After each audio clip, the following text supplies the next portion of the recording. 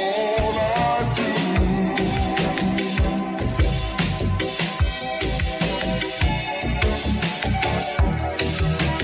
Loving you is all I do.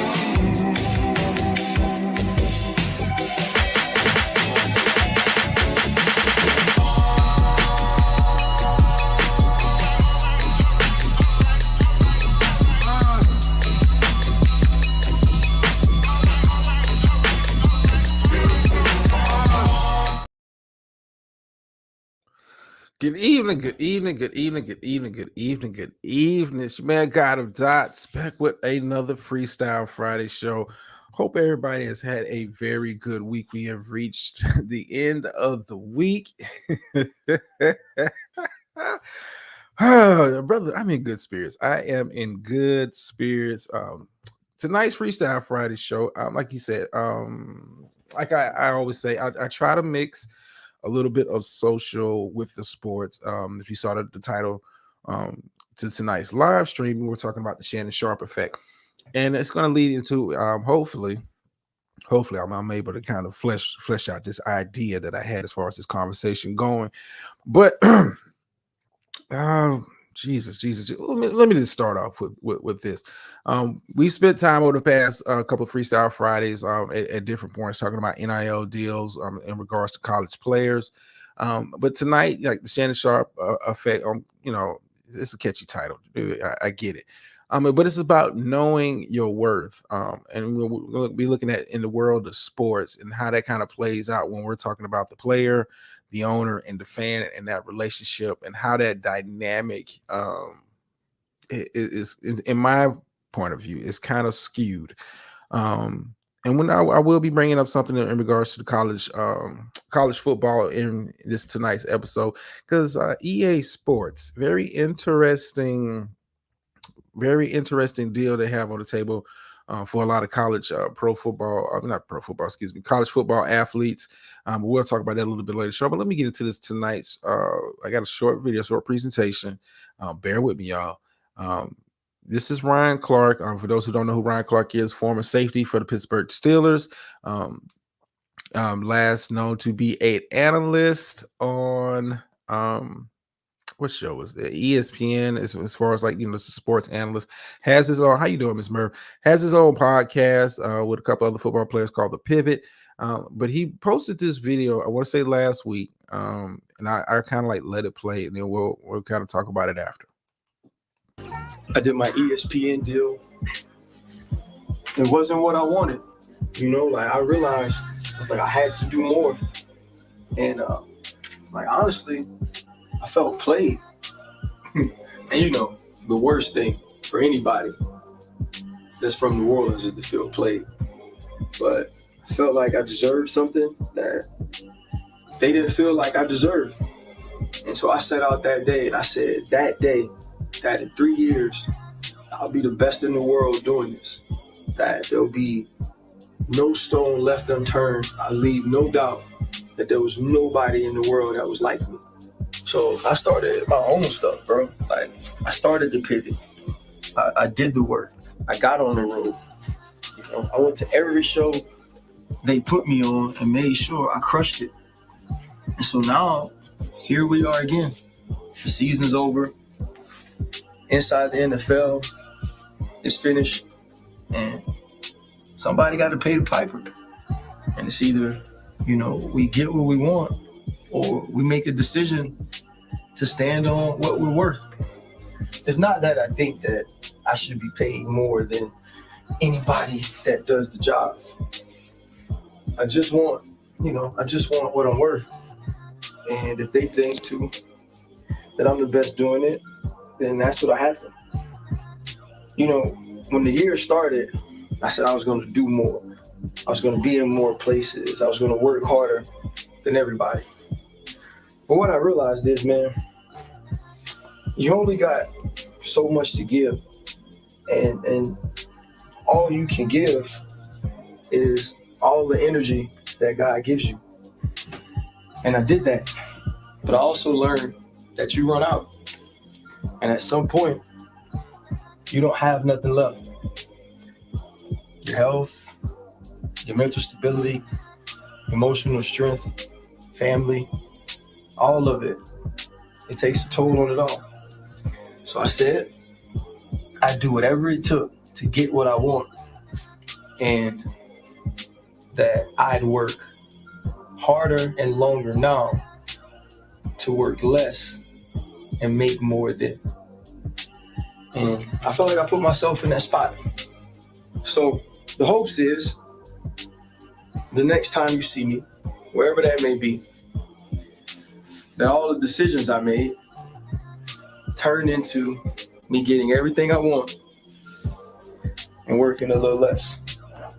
If that happens, you'll still be seeing me.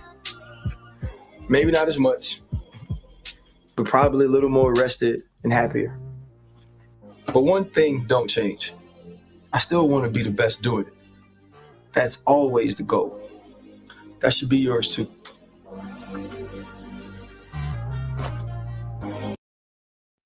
Now let me come back over here, man. That is good stuff, man. Good stuff. Good stuff. Yeah. For those, like I said, for those who you coming in kind of late, and ain't many. But Ryan Clark is currently kind of like a free agent in the world of sports analysts, and this is why I kind of titled tonight's episode, the Shannon Sharpe effect. What we're seeing now from a lot of former pro athletes and even current athletes looking at the podcast game as a way of making passive income. And what you're seeing now is a trend. You have Shannon Sharpe doing his thing with the Club Shay Shay stuff, which is, he's a sports personality, but it's outside, outside of sports. He has the Nightcap Show, which is kind of outside of sports.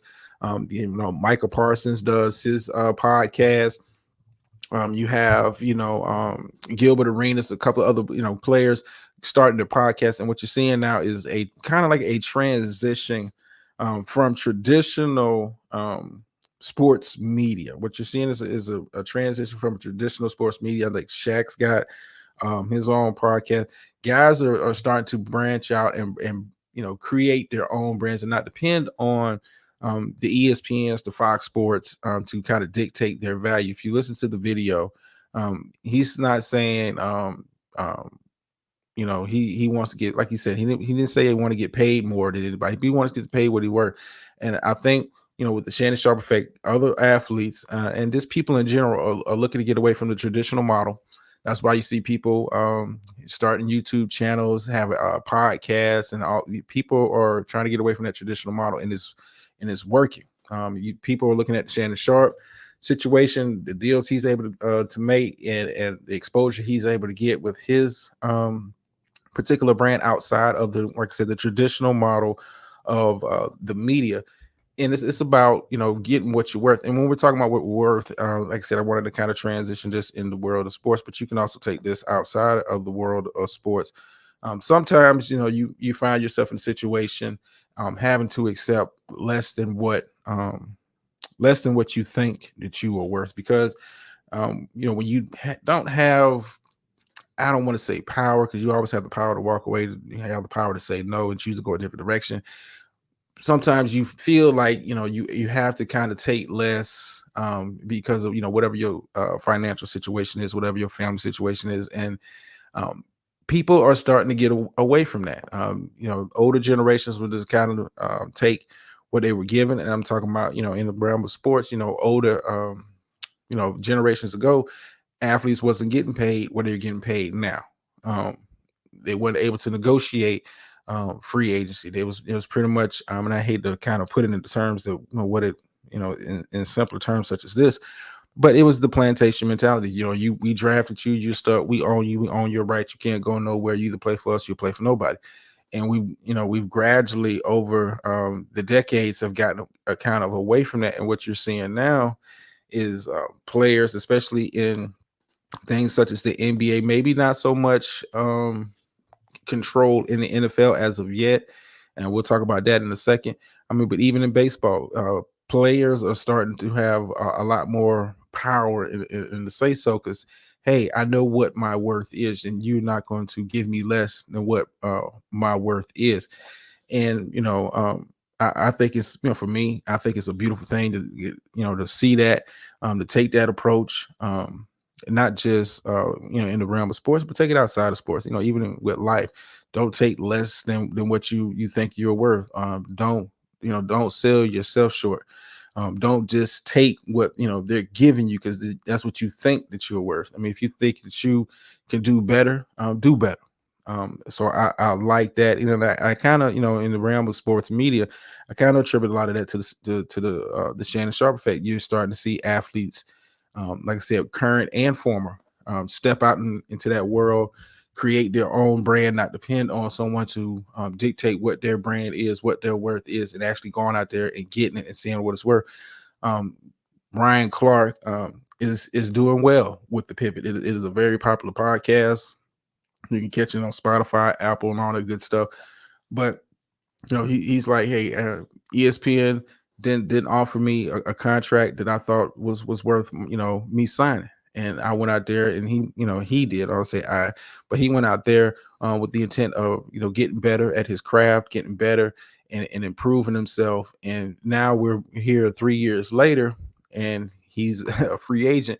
I'm pretty sure the conversation uh, should be a little different. But if not, like I said, he knows what his worth is, and I think that's very important when we're talking about athletes. I look at my Cowboys fans. I look at Dak potentially resetting the market this year, and this is kind of weird when you kind of think about it.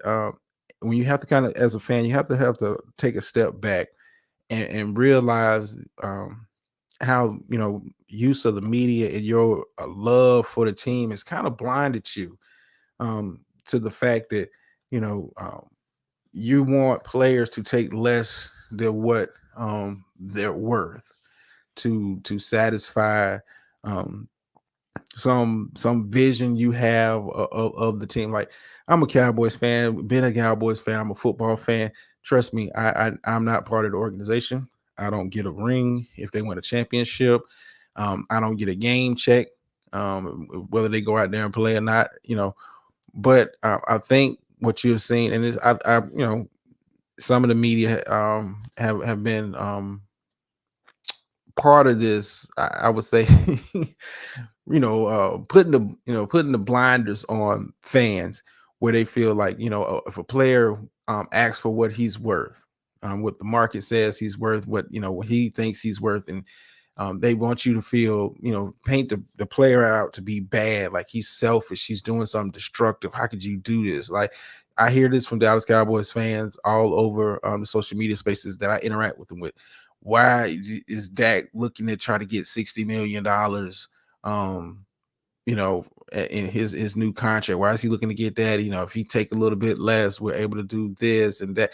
Yeah, in a world, I would say like a video game world, yeah, that does exist, but that's not the real world. Why would I encourage him to take less than what he's worth to satisfy who? It's not satisfying me. You're not hurting me. And then you have those fans that say, well, you're hurting the team because you're taking up so much of the cap, and why are we devoting so much money to you, and are you really worth it?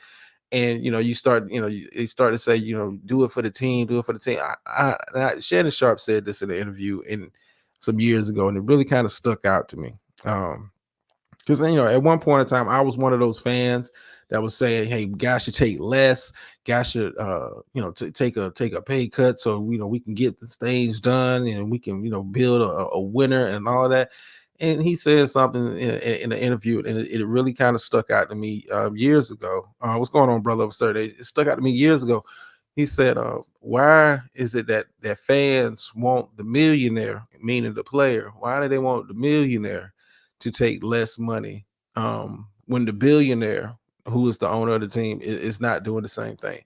The billionaire owner is getting every dime and penny that he can get in revenue. He's getting every piece of the money he can get from the gate. He's getting every piece of money he can get from sponsors. He's getting every piece of money that these leagues give out as far as these TV deals. They're not taking less than what they think their product is worth. The NFL is currently in negotiations to get even more billions of dollars in TV money. But you don't hear fans, telling them they should take less to satisfy some weird asphyxiation, thinking that's going to help the team.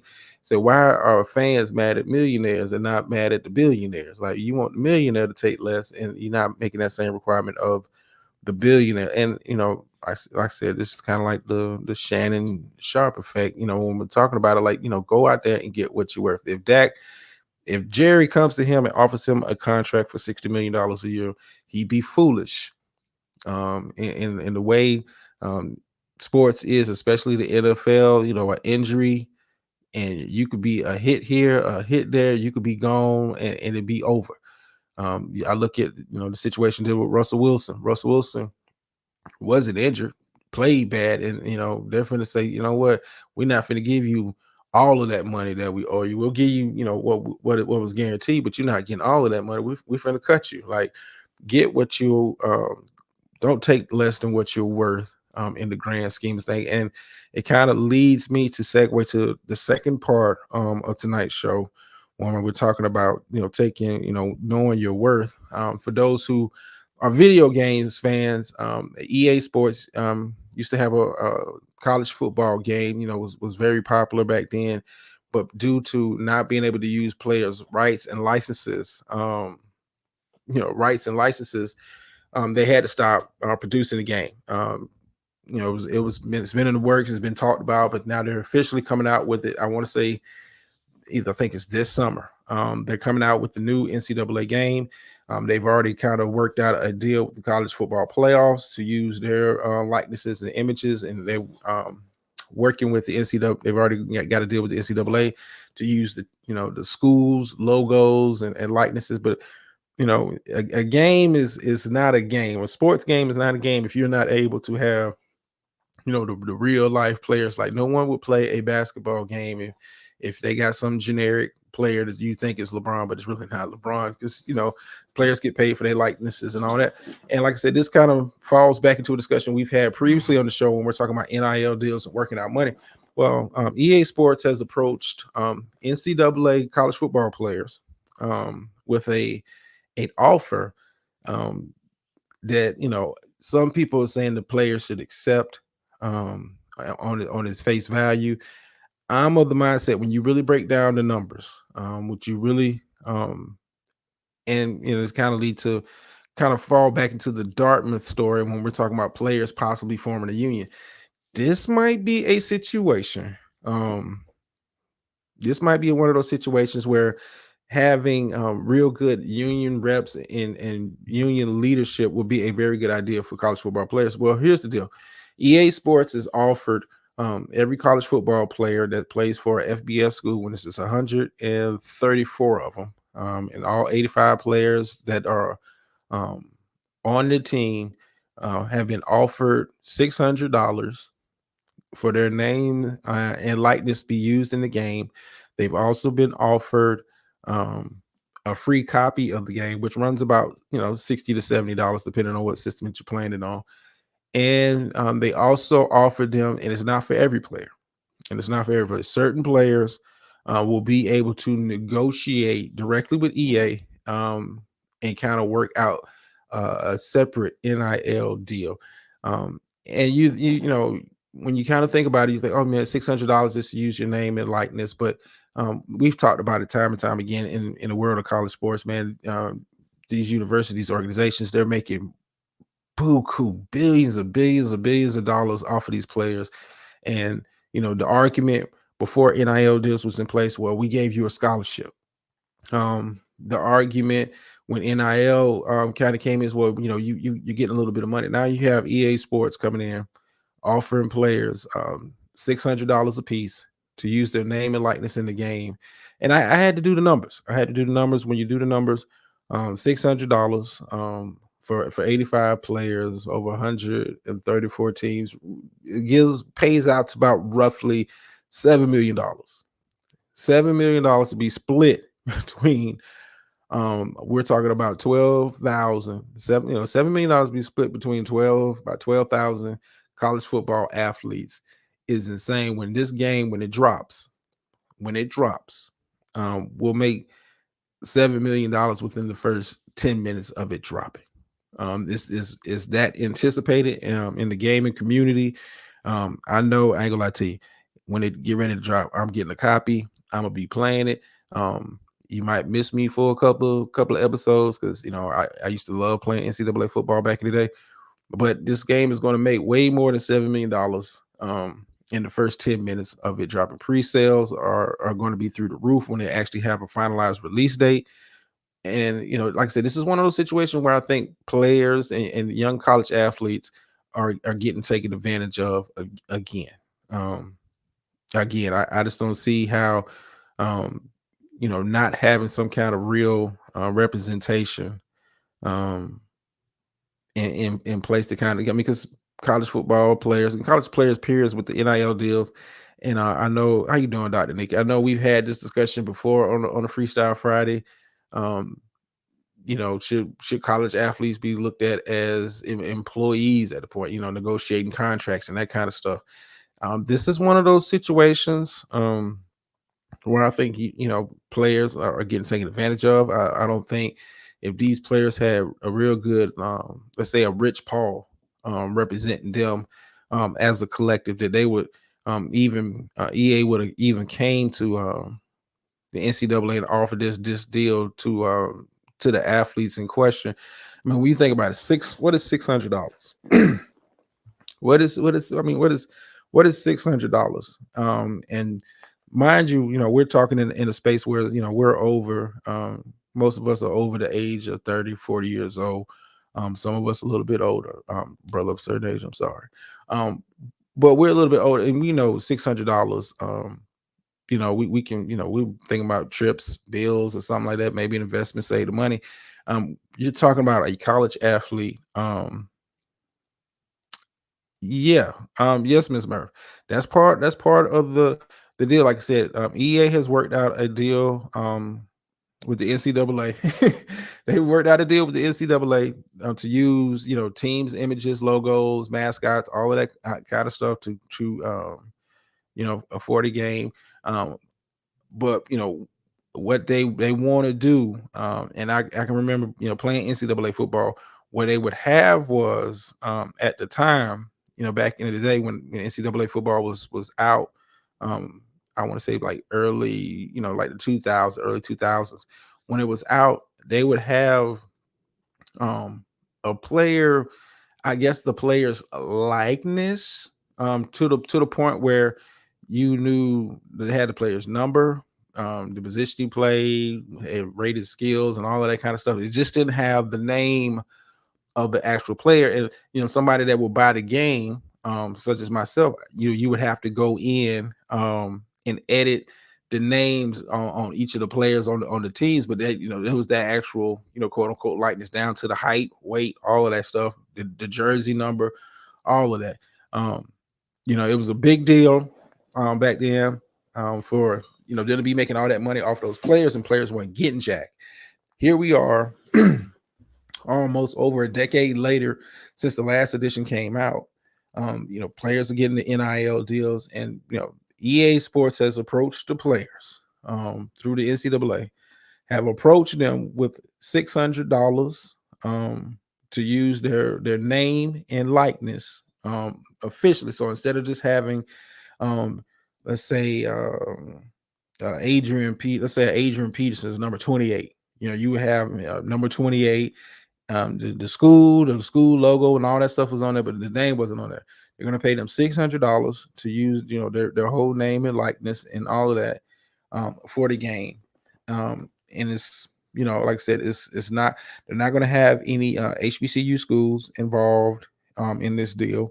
I know that will pique Dr. Nikki's interest because they will not be in the game. Only FBS schools will be in this game. So no Grambling, none of that. No, they won't be in this game. They're not included, not welcome to the party. So they get to miss out on that money. That's kind of been, they miss out on that chunk of money in regards to this deal. But to pay them guys $600. But then but offer them the opportunities, and it's not going to be every the freshman third string linebacker is not getting no NIL deal with or EA Sports. What they're looking for is the guys that are selling the tickets now. The Heisman Trophy favorites, the Biletnikoff favorites, guys who are the Tim Tebow type players, where people know your name, kind of deals, and they're gonna reach out to them and offer them kind of like separate NIL endorsement type deals through them. How much the school's getting paid? Let me see if I can find out that how much EA is paying.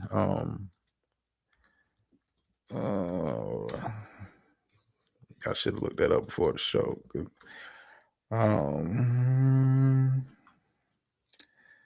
Okay. Deal with NCAA. Give me a second. Give me a sec, y'all. Okay, so while I'm looking for that, I'm just looking at Google right now. For those players who opt out of this, because they are going to offer them minimum of $600 and a copy of the game. Those who opt out, they're going to just block those players, from the game. Which is, I guess, we're just going to offer them,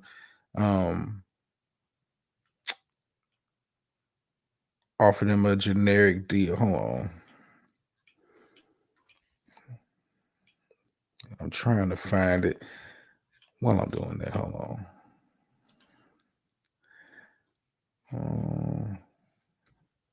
Maybe I need to look it up a different way. Give me a sec, y'all.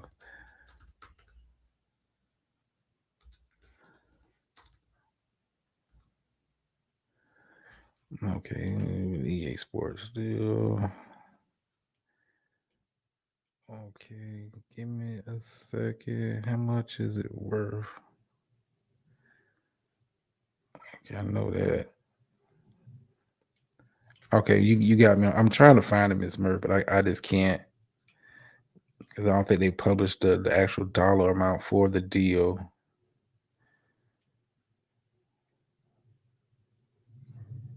I don't think I can't find the actual numbers for the deal, but I'm pretty sure it's in the millions of dollars. Because what EA does is what they've done with the NFL. They have they pay millions of dollars to have the exclusive rights to that particular product, meaning nobody else can make what they call it NFL simulation football games. People are allowed to make football games, but it can't be NFL simulation game. But I want to say that deal that they have with the NFL, I want to say it's about eight or nine figure deal a year, to have the right. And with the college football thing, I'm pretty sure they work it out with the NCAA. It's the same thing. It's about at the minimum 8 to 9 figures a year with the NCAA. But for you to get, and this goes back to what I was talking about at the start of the show, like know your worth. And I think this is another situation where young athletes, young people are being taken advantage of.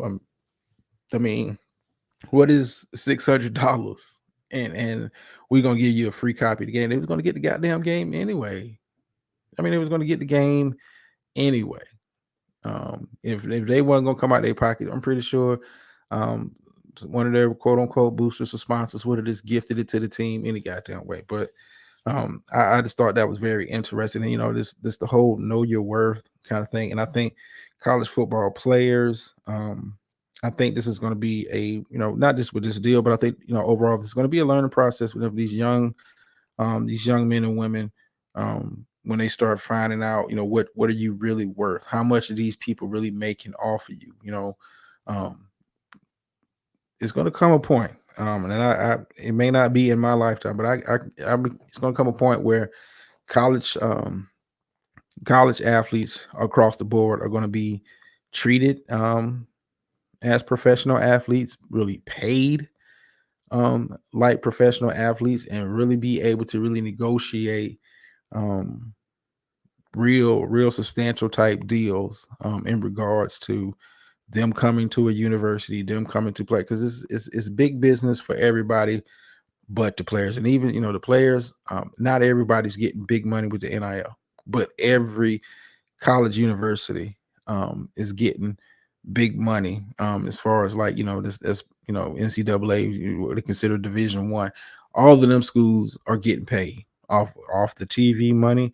The college football playoffs is getting money. Everybody's running these bowl games is getting money. Everybody is getting big time dollars off the blood, sweat, and tears of kids. At the end of the day, these are kids. Some of them 17, 18, 19. Most NFL prospects coming to the league, 21, 22. They're getting, and I hate to say it like this, getting bent over, getting bent over.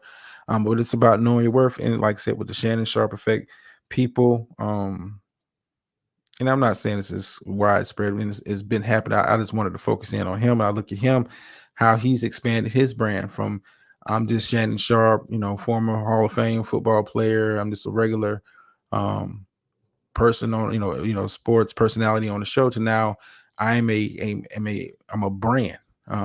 Like I'm pretty sure the ESPN money that he's getting paid is good. But he's doing very well outside of ESPN. That's why he's not there every single day. He's not doing. You see the nightcap is his thing with Ocho, and like you said, you're starting to see other people kind of branch out into that realm of I know what my worth is. I know what these people want to pay me, but I'm not going for the okie doke, and I like it. I like it. And it's over the past couple of years, I really kind of changed my perspective when it comes to contract negotiations as far as players are concerned. Man, get them for all that you think that you are worth. Get them for all that you, because at the end of the day, if you don't trust me, the team will get you for all that they think you worth. That they will use you up. I'm looking, and I hate I'm a Cowboys fan, but I felt kind of sour about the team for a while after the what they did. DeMarco Murray just ran his ass into the ground in the contract year, and he was never the same. Just ran his ass into the ground. I mean, but it's hey, it's about knowing your worth and not taking less than what your worth is. And then I think that's kind of like the message I just wanted to kind of convey tonight. I'm not gonna be here, too long. It's been a good week, been a an interesting week. For those look at Barkley for the Giants, yeah. Saquon Barkley is in that situation. Me personally, I hope he comes, takes a serious look at us, because I think we're moving out Tony Pollard. Saquon, you got to understand what the market is, man. You got to understand, and that's part of what's different about the NFL. That's what's so different about the NFL and the NBA. NFL players, unless you're a quarterback, you really don't got no power. You really don't have your hand is not as strong at the negotiating table if you're in a non-quarterback position. Whereas with the NBA, if you're a star player, you can. I mean, you got bums making tens of millions of dollars a year and ain't did jack. But yeah, I hope I hope Saquon. I know I hate to get into the little football talk, but hey, we here with it. I ain't doing nothing over on any other space tonight anyway. So yeah, brother, I said you got Saquon Barkley. He's been rumored to Jim Harbaugh. They kind of alluding to the Chargers being interested in Saquon's services. I wouldn't mind him coming into that. I mean, he's a very talented player, but I think he's in for a culture shock. I think a lot of these running backs over the next couple of years, and the way it's been kind of trending, I think Saquon got a taste of that last offseason. He's going to get a real serious taste of it now, because he's kind of like the last, the last kind of unicorn out there. Not to say there's not other special backs, but What other special back is coming up on free agency, looking to get paid in the next year or two? I mean, the NFL, these organizations have done I wouldn't say a good job of it, but they've done a systematic, and it's been systematic across the board where, the running back position is devalued. I mean, think about it. 20 years ago, a Saquon Barkley, a talented Saquon Barkley's ilk would have never hit free agency. Um, would have never hit free agency. I mean, but it goes to show you how much has changed. And this is kind of like one of those situations like I know what you think you're worth. Well, what you really list, with the market being how it is, can you realistically get a contract that you think works for you? And that's going to be the hard part, especially with the running back position. I envision, the next position that they're going to start kind of, lowering the value on. I think you're going to start seeing wide receivers. I think wide receivers are going to be trending for a downturn. Trending for a downturn because these organizations are going to say, "Hey, why do I need a Justin Jefferson?" And he's a special talent, nonetheless. But why do I need a Justin Jefferson when I just saw, when I just saw the 49ers get to the Super Bowl with Brandon Ayuk as their leading receiver? When I saw Kansas City Chiefs win a Super Bowl with Rashee Rice, as far as receivers are concerned, Rashee Rice, a rookie, leading the way. Like, why do I need to spend big money on you? I think wide receivers is up next for them to start dropping their value. They've already been kind of like looking at the linebacker position as how they classify it. Are you an outside linebacker or are you an edge rusher? And they got that kind of classification when we're talking about contracts. But the minimum for players signing contracts for the NBA season amounts to I mean, and that's nice. That's nice. I mean, but you got guys that and you've been watching basketball long enough, brother. Of a certain age, you got guys who ain't worth jack, but happen to be 6'10", 250, and can get a Charlotte to pay them 4 years, $30 million. I'm just saying. I mean, but that's because the players, and they got together and knew what their worth was. Hey, the NBA started making all this money, all this TV money was coming in. We want our cut. We want what we think we're worth. And as you've seen, salaries and all that kind of stuff, has gone up and up and up. But the NBA has benefited from that boom in business. Oh, okay, hold on. Not to say I wasn't looking forward, but hold on, because no one comes up without the pat down. Welcome to the show. What's good, Dots? What's good? I thought I was like, this is gonna be the first Friday you don't miss. Listen, I've been trying to get up for like, I don't know, 20, 30 minutes, and I kept getting message on my phone because I'm still team Android.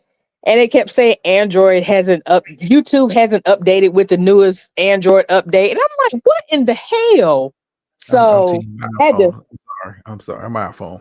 Can't do the droid. Can't do the droid. well, the Droid works for the job and career that I'm in. I need something that's compatible. I got you. I'm just messing with you. What's on your mind this evening, Miss Lady? Well, first of all, free HBCUs. And you knew I was gonna be upset when you said that we weren't gonna be a part of the whole, I was like, what in the world? Yeah. EA Sports ain't hitting on 2 damn pennies.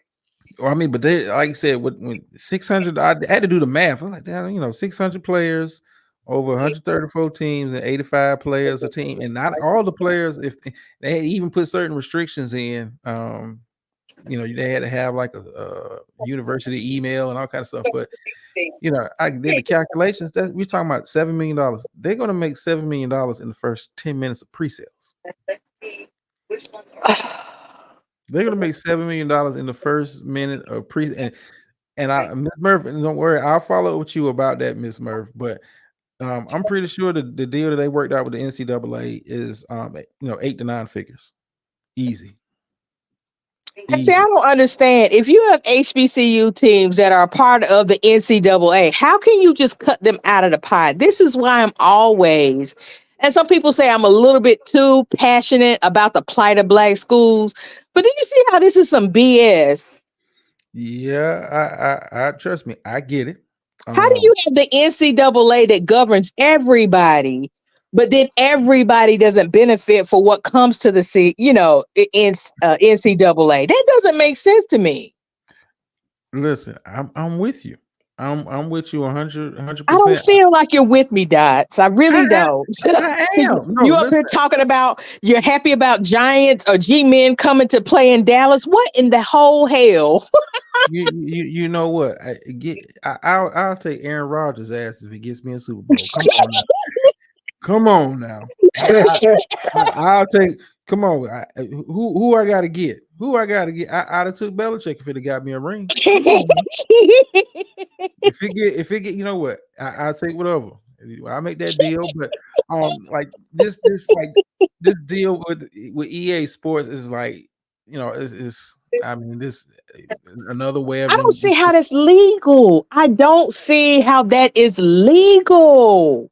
And then you mentioned earlier about Dartmouth and our conversation harkening back to, that show and the fact that you had these white schools that can start all of this naive and black schools are not even considered to be a part of the conversation. That bothers me so much, and it makes me feel that out of all of the work and the time and the money I will owe forever in this lifetime and the next lifetime in student loans, that I still haven't worked hard enough. Like it just bothers me. It just bothers me just on a personal and a humanitarian level. Listen, I empathize with you because trust me, I get it. But we need to go somewhere. Like, can we get it together and go somewhere with it? That's what I need to know. What is there method I can possibly do as a human being? Well, I mean, but it's been when we're talking about. I'm just going to kind of like keep it with the college football for right now. Even with HBCUs and the exposure they were getting when Dion was there. I mean, they're pretty much going to start taking them off TV. They're real network partners to begin with. Like, I don't know if you knew, the Legacy. I think the Legacy Bowl was last weekend. Yes. But you know where they aired it at, right? It's some like back bootleg channel that you can go and see all the black college teams play on. They put it on NFL Network. Oh, they did. Okay. See, I didn't get that. There's a channel that was kind of like Bounce TV where they would play like the games on Saturdays or whatever. So I thought it was that channel. Yeah, I mean, I think HBCUs, and this is my opinion, we should really take a real serious look at negotiating not just national TV rights for their conference, but they need to start really looking at local TV rights for their deal, because that's what a lot of these major colleges do. Alabama has their deal with the SEC network, but they also get money from when their games broadcast on CBS and all that kind of, like, it's a whole kind of like separate deal. But I think HBCUs need to really kind of like look into that, like get a find a network that can cover y'all on a, I guess, like national group scale, and then work out a deal for like local TV rights to where your game is always going to be televised, because for like HBCU sometimes those games are not even televised locally.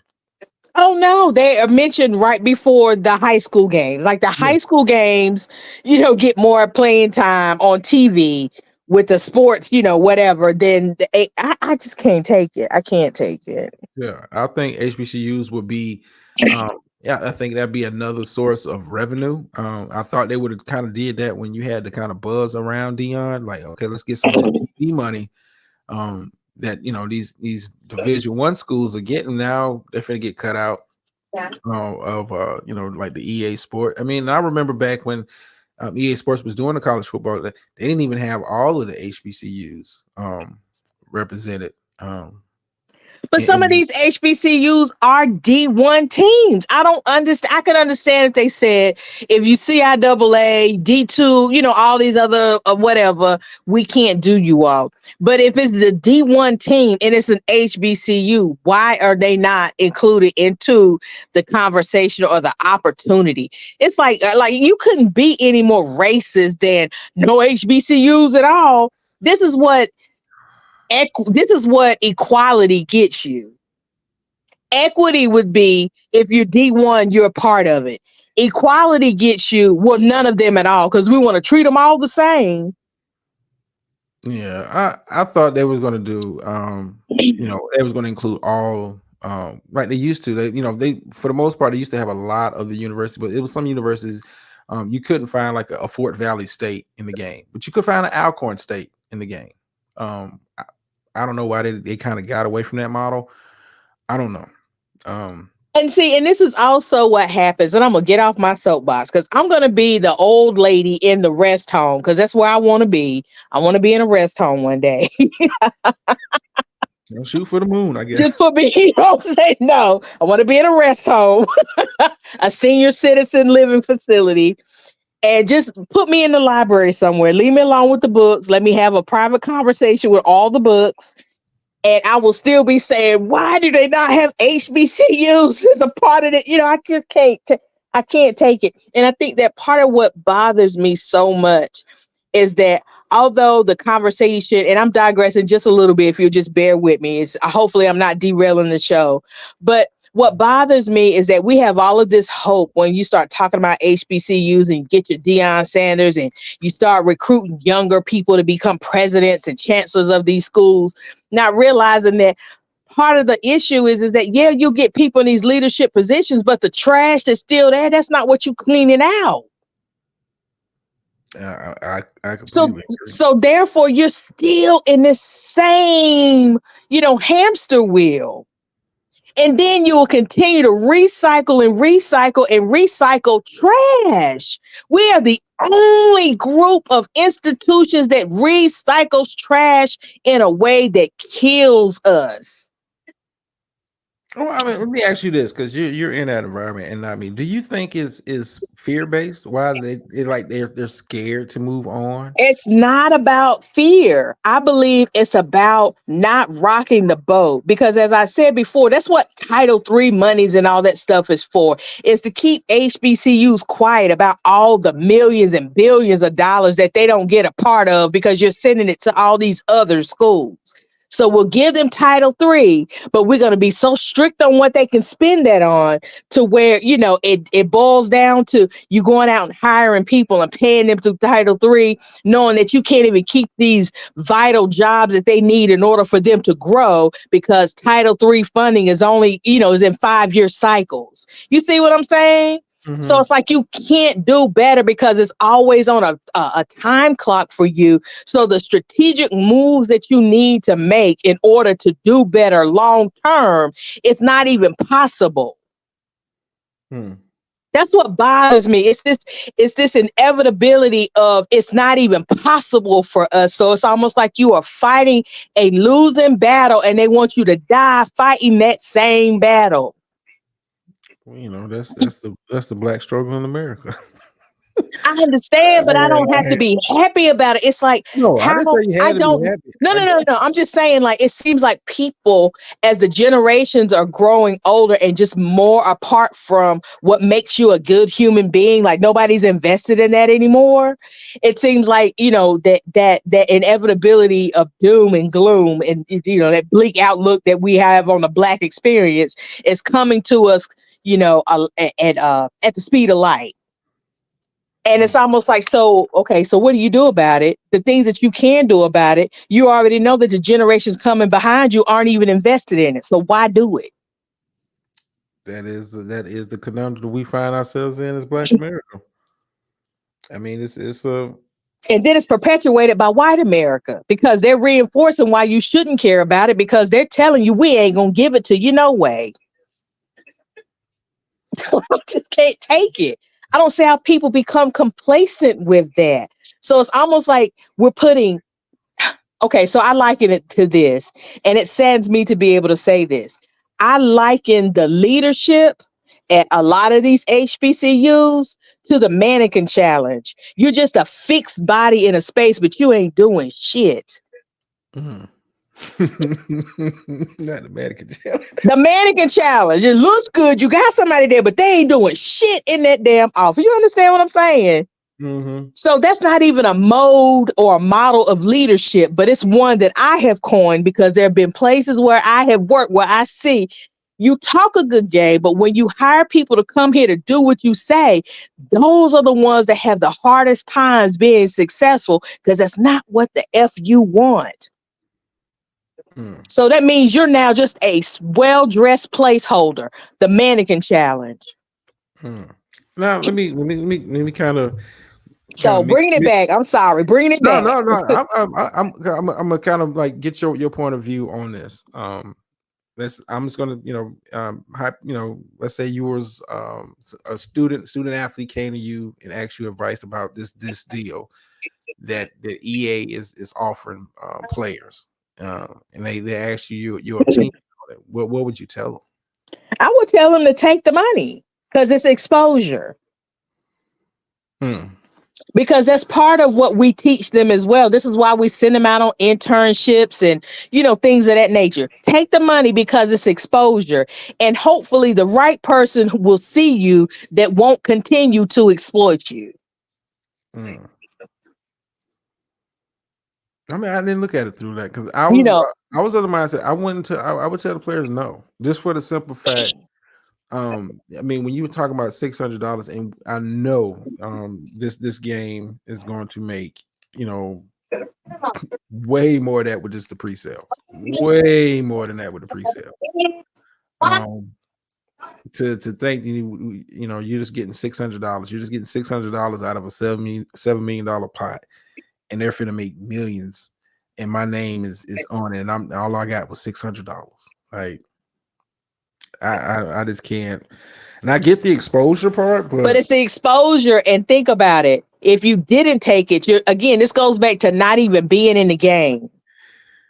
You might end up being able to garner more than that because you might end up being some kids and some child's, friend of friends' favorite player, which gives you more, makes you more valuable in the game system if it still plays like that. I remember you used to be able to, you used to have to, earn money to be able to buy certain players on your teams or what have you, or am I talking about fantasy football? I don't know which one. They still do those what they call a microtransaction. That's still part of the games. I listen for like the players that already have the exposure, the ones that's getting the big time NIL deals. I don't see how offering them $600 to be in this game.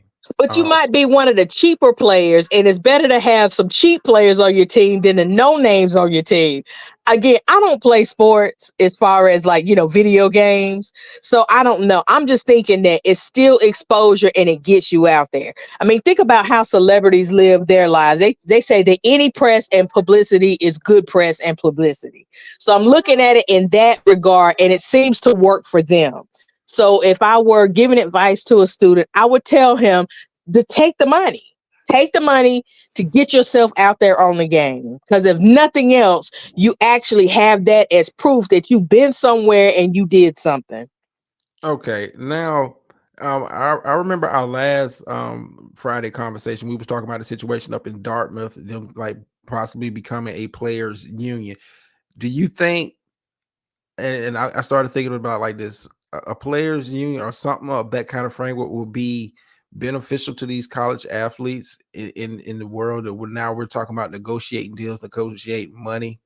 Do you think that is a viable model across college sports, period? How you doing, Gator Girl? Nuggets and 7. Again, this is kind of like a lot out of my wheelhouse because again, there are other things that would have some significant consideration and play into that because some of these players are not necessarily considered adults. So how would you manage that part of it as well? And in the South, which is where I am, we don't have unions. So I really don't see the benefit of a union. I really don't. Oh, I don't think, and this is when I'm talking about the EA Sports deal. I think, you know, NCAA agreeing to this and bringing this to the players. I don't think that's done in good faith, knowing you wasn't going to take, you wouldn't take that money for them to use your branding, and this your stuff is built off of the players. I think that's a bad faith kind of situation. Hold on, brother certainly says with the NIL and these other deals, they still penalize players in universities if they're not following the guidelines in regards to the NIL. It is a case right now up in Tennessee. I got to check up on it. I might give you an update on it next Freestyle Friday show. But it's a case up in Tennessee where they're talking about Tennessee wants no holds barred in regards to the NIL, because the NCAA is it's no real this is all kind of like new ground for everybody, where we're starting to openly give players money, Right. And it's like certain guidelines, like like the quote unquote NIL super PAC, they can't have direct contact with the player. It's like all kind of weird guidelines they have in place. Well, it hasn't been out long enough for them to have any real data to go back and look at where do they need to adjust and things of that nature. Yeah. But I think with the NCAA, it's even agree, because this for so long, EA has been kind of like trying to figure out a way back into that market of college football. Of college, in college football is just a start, because they used to do college basketball games too. This is just a start to kind of see what that relationship looks like again with the NCAA, because it's been 10 years since they've done quote unquote business. Yeah, so it is a major a major deal for them. I just think the NCAA, they say this is what we're going to offer the players. I think you did the players a disservice by saying, yeah, they'll go for that. Okay, so what about this? And maybe there is some ignorance in this, suggestion, because again, there's just certain things I don't know. But what about having it so that there's some form of exposure to the players and some sort of agency, but not a union? Okay, I could go for, like, I wouldn't mind. You see what I'm saying? Like some sort of agent, somebody who, can kind of, even if it was like a mentoring type thing, but yet this person has the right to be able to advocate, and work with people who have experience doing these things. Yeah, in that particular regard. I agree with you, and that's why I was saying, like, if maybe not The a union. unions, no. Okay, maybe not a union, but I thought the players, and I still think the players, when we're talking about getting the proper piece of the pie. I mean, because you have to kind of start looking at college sports for what it is. I mean, it's the junior model of the NFL. It's a junior model of the NBA. That's all it is. It's just a junior model. They just have young people doing it. It's the same. They're on TV. They're selling the same products that they sell at an NBA game, at a college basketball game. Jersey sales are the same, and it's it's the same. It's the same model, same as far as like TV rights, TV deals, all of that stuff. I think the players should have like some kind of agency, particular agency or group of people representing them when it comes time to like really get to be at the negotiating table with the NCAA. Exactly. But see, when you say union, I think of state laws, which then would make things different for the schools regarding to where they are geographically, and then they also have to advocate on what's best for the school. And if we're arguing that the schools pretty much exploit the players or what have you, although I believe it's a give and take, then an agent or some sort of agency would be just for the student, not the school. And not the state. Okay. Right, You see what I'm saying? Like, yeah, I'm with you. I'm with you. yeah, to Like, cross something that has a little bit more mobility as far as navigating laws that don't put you in a state, and in a school and with the boosters and all this other kind of stuff. Something that is just strictly for the student. oh, I'm of the mindset like this. I think NIL, it's a cool model. I mean, Hmm. you might as well just let it be what it's going to be. I know Coach Rick Pitino just said, like, you might as well pay them as professional athletes. I mean, why not? Why not? I Right. mean, everybody else is eating, and they, I would feel, here I am. Let's say I'm Caleb Williams. I'm, my Heisman Trophy favorite, and you want me to sign a deal? I get $600 and a goddamn video game to use my likeness. Like, no, I can't go for that. Now I can understand if Joe Blow freshman, backup linebacker at Penn State who'll never see the field. Um, I Not get it, backup, not backup, walk on. I mean, what I'm saying? Like, you might be a walk-on player who ain't even got scholarship yet that could be getting Right. $600. That might mean something to you, but when we're talking about using my name and likeness, I mean that's part of the reason why they got sued back in the day and they lost the privilege to Hmm. even produce college sports games. Period, because I want to say it was Ed O'Bannon was like, nah, you guys are making all this money off of my likeness and I ain't getting the goddamn thing out of it. And that's kind of how that relationship dissolved because of that lawsuit that him and a number of other players put out against the EA and the NCAA. Like, no, you're not using my likeness for that kind of stuff. Like, notice when they don't really push Hmm. players. When you see advertisements for games, you see the Hmm. players. They don't really Hmm. yo, it's Caleb Williams, and like they don't really push the players like that. Right. You know who the marquee players are, but they really like try to focus on the university. That's part of the reason because like yeah, you was selling my likeness to anybody, and they was getting paid. Right. Right. Um, so, but while I got you up here, and this is kind of like an off topic question, Sure. kind of like an off topic. I should have wrote the shit down because it'll come to me. Because we get to running our mouths and rambling. We get to talk. Okay. Yeah, it's kind of an educational piece question. And I was having a conversation with somebody in another space, and I just wanted your kind of thoughts and feedback on it. Do you think we as the Black community need to um get away from the college degree model and look more towards the trade school model? Well, to me, it's all one and the same because you're getting a certificate or credentialed in something. So to me, it's all one and the same. Mm. I don't privilege one over the other. And the reason why I asked, and this is kind of like I'm gonna give you like the basis of the Hmm. conversation I was having. Sure. Me and a friend was talking. It was like, it was a point of time when the bachelor degree meant something.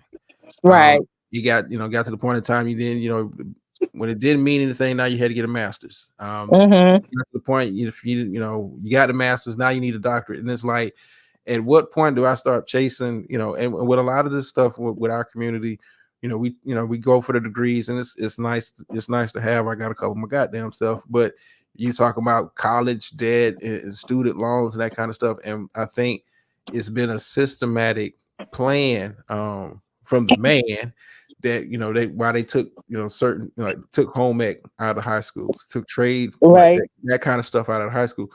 I think it was very deliberate. I think it was like they'll chase the degrees because they've been told that yeah, you got to have a bachelor's. Oh, okay, well now you got a bachelor's. I don't mean anything. Now you need a master's. Now people are looking at now you need a doctorate to compete. I don't want to say it's a trap, but I think we should be. I think we should have a healthy mix of when we're promoting it to the youth. It should have a healthy mix. Like yes, having a degree is cool because it can lead to XYZ, but it's nothing wrong. I think people had started kind of painting the picture of having a trade was kind of you was less than. And I don't I just want to kind of get an educator's perspective on that. Okay, so in order for me to answer that, although I've kind of given like a answer where I don't privilege one over the other, is because I don't look at my education as something that I got for me.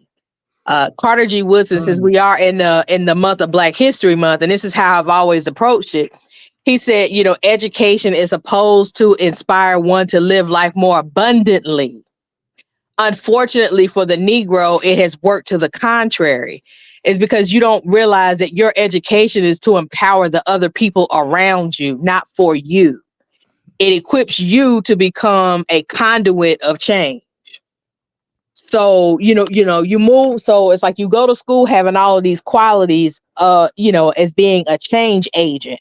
But when you leave, you become an agent of change, meaning that the environments that you could not go into because you did not have, now that you do somewhat have, and you're able to walk in, you empower others to be able to do the same. If not do the same, you're the one who's the carrier of, the ideas and the woes and the, problems of the community, so that because you sit at that table.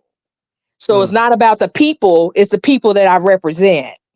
It's kind of like, if I could even take it in a biblical sense, when you talked about David and Goliath, the giant, people were talking and focusing on, how big this person was. And, David allegedly, if we want to believe what happens in the Bible to be true, slaughtered him with a slingshot and a rock. Well, the reason why he was able to do that is because Goliath couldn't see all the people that David represented, who was also with him in that moment. Mm-hmm. And that's what's able to tear you down, the giants down, or dismantle, these systematic, institutions of racism and so on and so forth. So because I see, you have others, and again, I didn't mean to make this a Black History moment, but this is just how I teach and move in my own life. You take the teachings of Booker T. Washington and W.B. Du Bois. So Du Bois's thing with the talented 10th is that if you focus on making money, your education will be about making money makers, but they won't be men. So, do you want to go to college to be a better human being, or are you trying to go to college as a means of making more money? Because those two things do not those two things are not developed in tandem for a lot of people. I would agree with that. I would agree.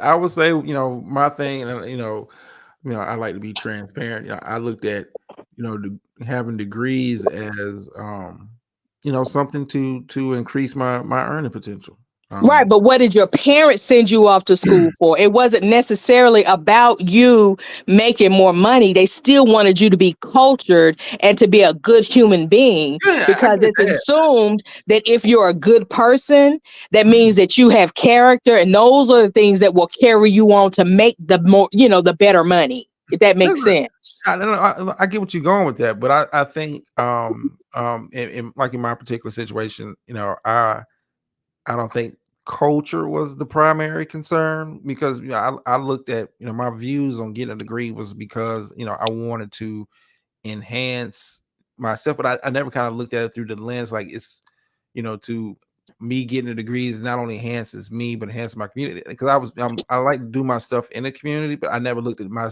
degrees as a conduit of actually doing that. I just looked at it as something like more of a personal type thing. Right, but you have to admit that going to school, especially if you went to an HBCU, which I never asked you because I don't want you to dox yourself, but I'm very clear, and I've been doxed 6 ways to Sunday. One of the things about going to an HBCU is that you learn how to get along with other Black people, because your Blackness ain't the only Blackness that exists. And it's easy to bullshit white folks all day, but you can't bullshit somebody else who looks like you. So your culture, comes from one, adding to yourself, because one of the things that I also believe as well is that you define your Blackness by, it's history, or meaning the knowledge, which anybody can get the knowledge, which is why you got a Rachel Dolezal, because you can read up on Black history, right? Our history and knowledge is written. It's also your activism. Again, Rachel Dolezal, she's a president of the NAACP. So you can get out there and march with us and all of that.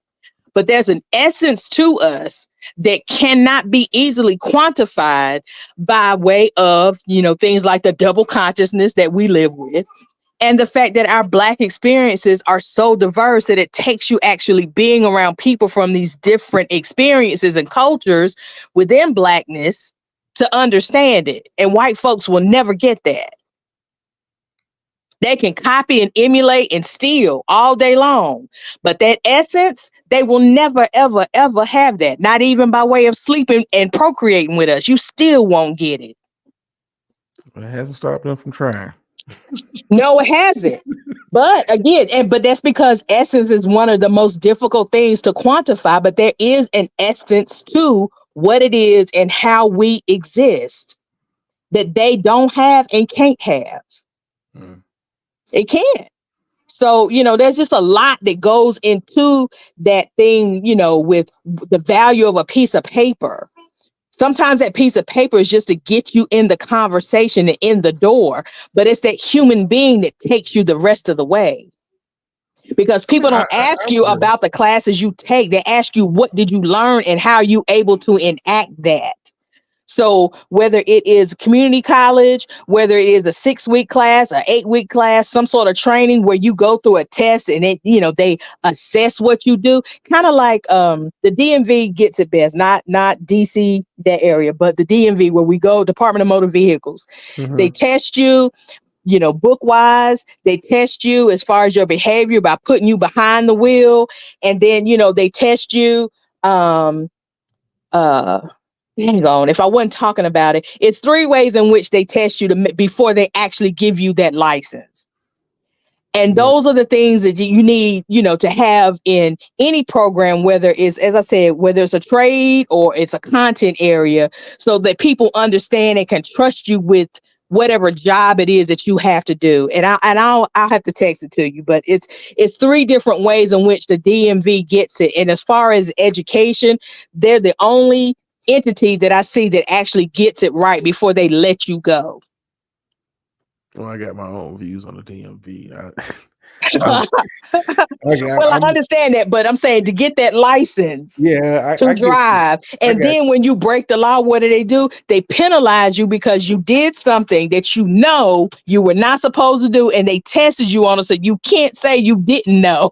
You see what I'm saying? So that accountability piece is in there as well, but it's a term that I can't think of right now. But, I don't privilege somebody who cleans up the buildings versus the president who walks through whenever he feels like it. Because if my classroom is not clean, the environment that I'm in, it enhances how well my students learn.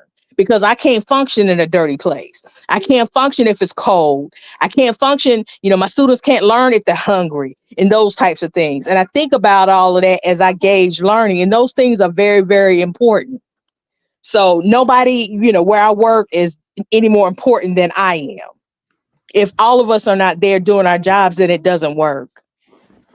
I hear you. I just wanted to pick your brain on that because, well, hopefully I didn't go too far off the wagon. But when you start talking about Black intellectuals, that's my wheelhouse.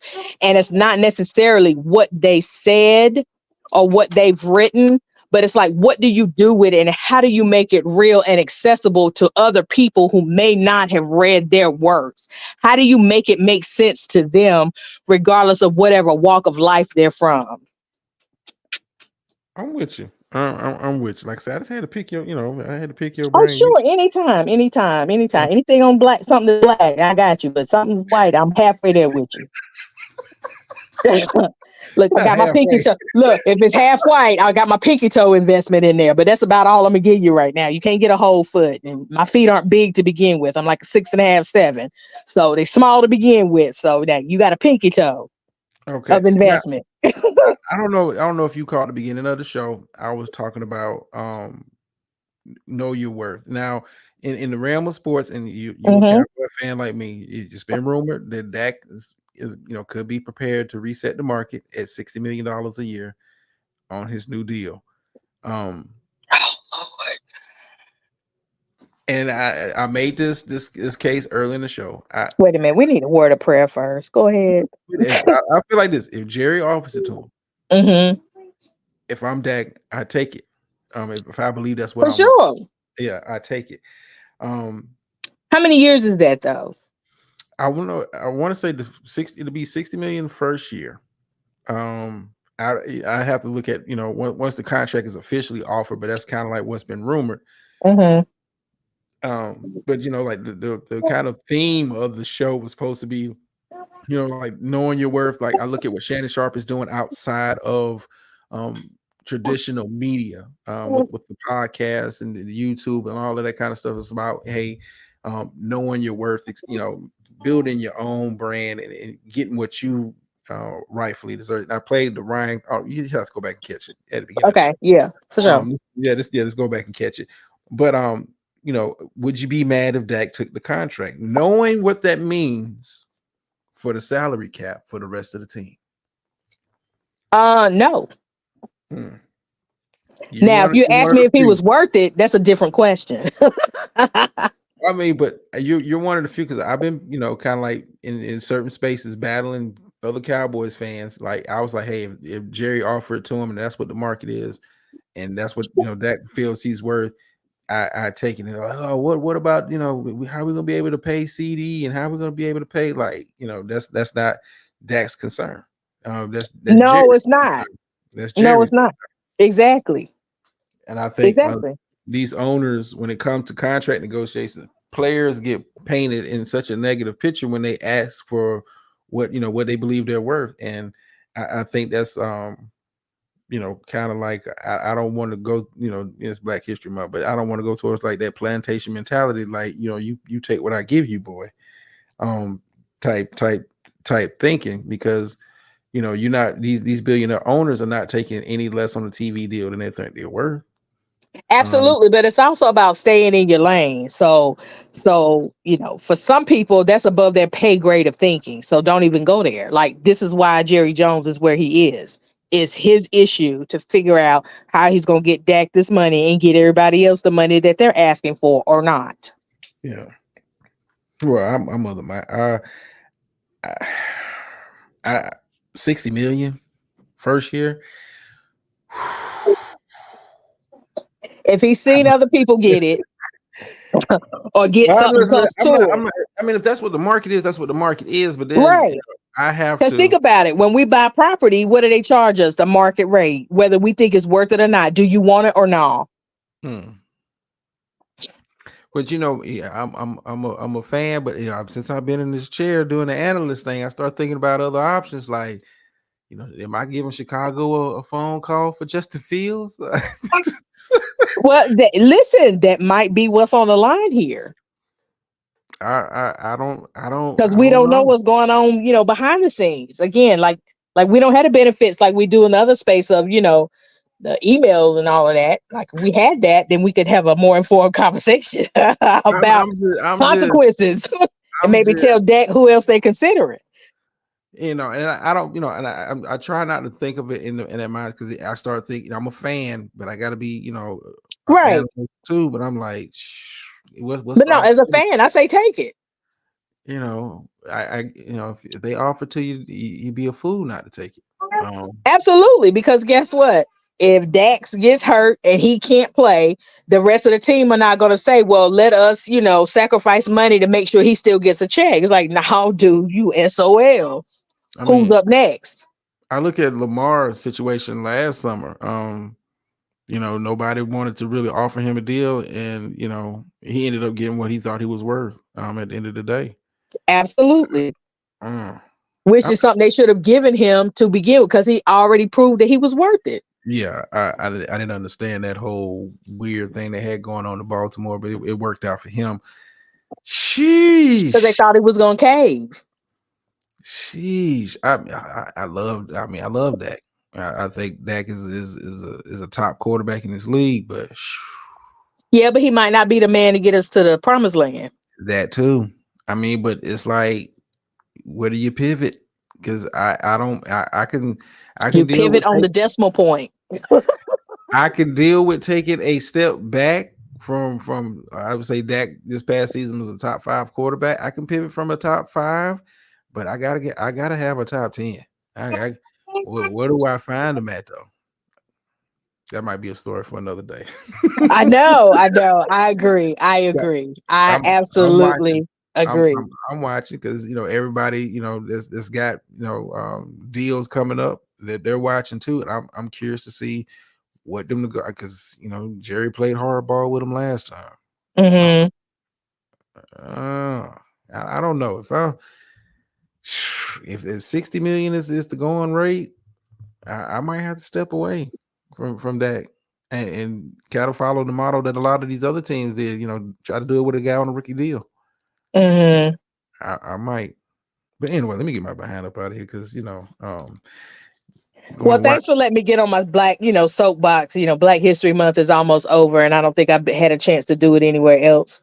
So No, thanks for letting me bringing that knowledge and knowledge, wisdom and understanding over here. For the few who will catch this, because as I said, fools despise wisdom and instruction, and I can no longer deal with it. no, I had to take me. I've kind of follow what I said I was going to do. I said I'm gonna start spending more time over here in this space, uh, Hmm. working on working with some people on some creative stuff to kind of add to the show, and of course I do the show with the homie on Saturday, and I have a lot of fun doing that. So Right, yeah, but I your brain needs wrinkles, and the only way you're gonna get wrinkles is to learn more stuff. It shouldn't be smooth like a baby's butt, and I think that's what a lot of folks walking around here. Your skin should be smooth, not your brain. yeah I just I tell us like yeah I ain't motivated, and Some of them just as slick.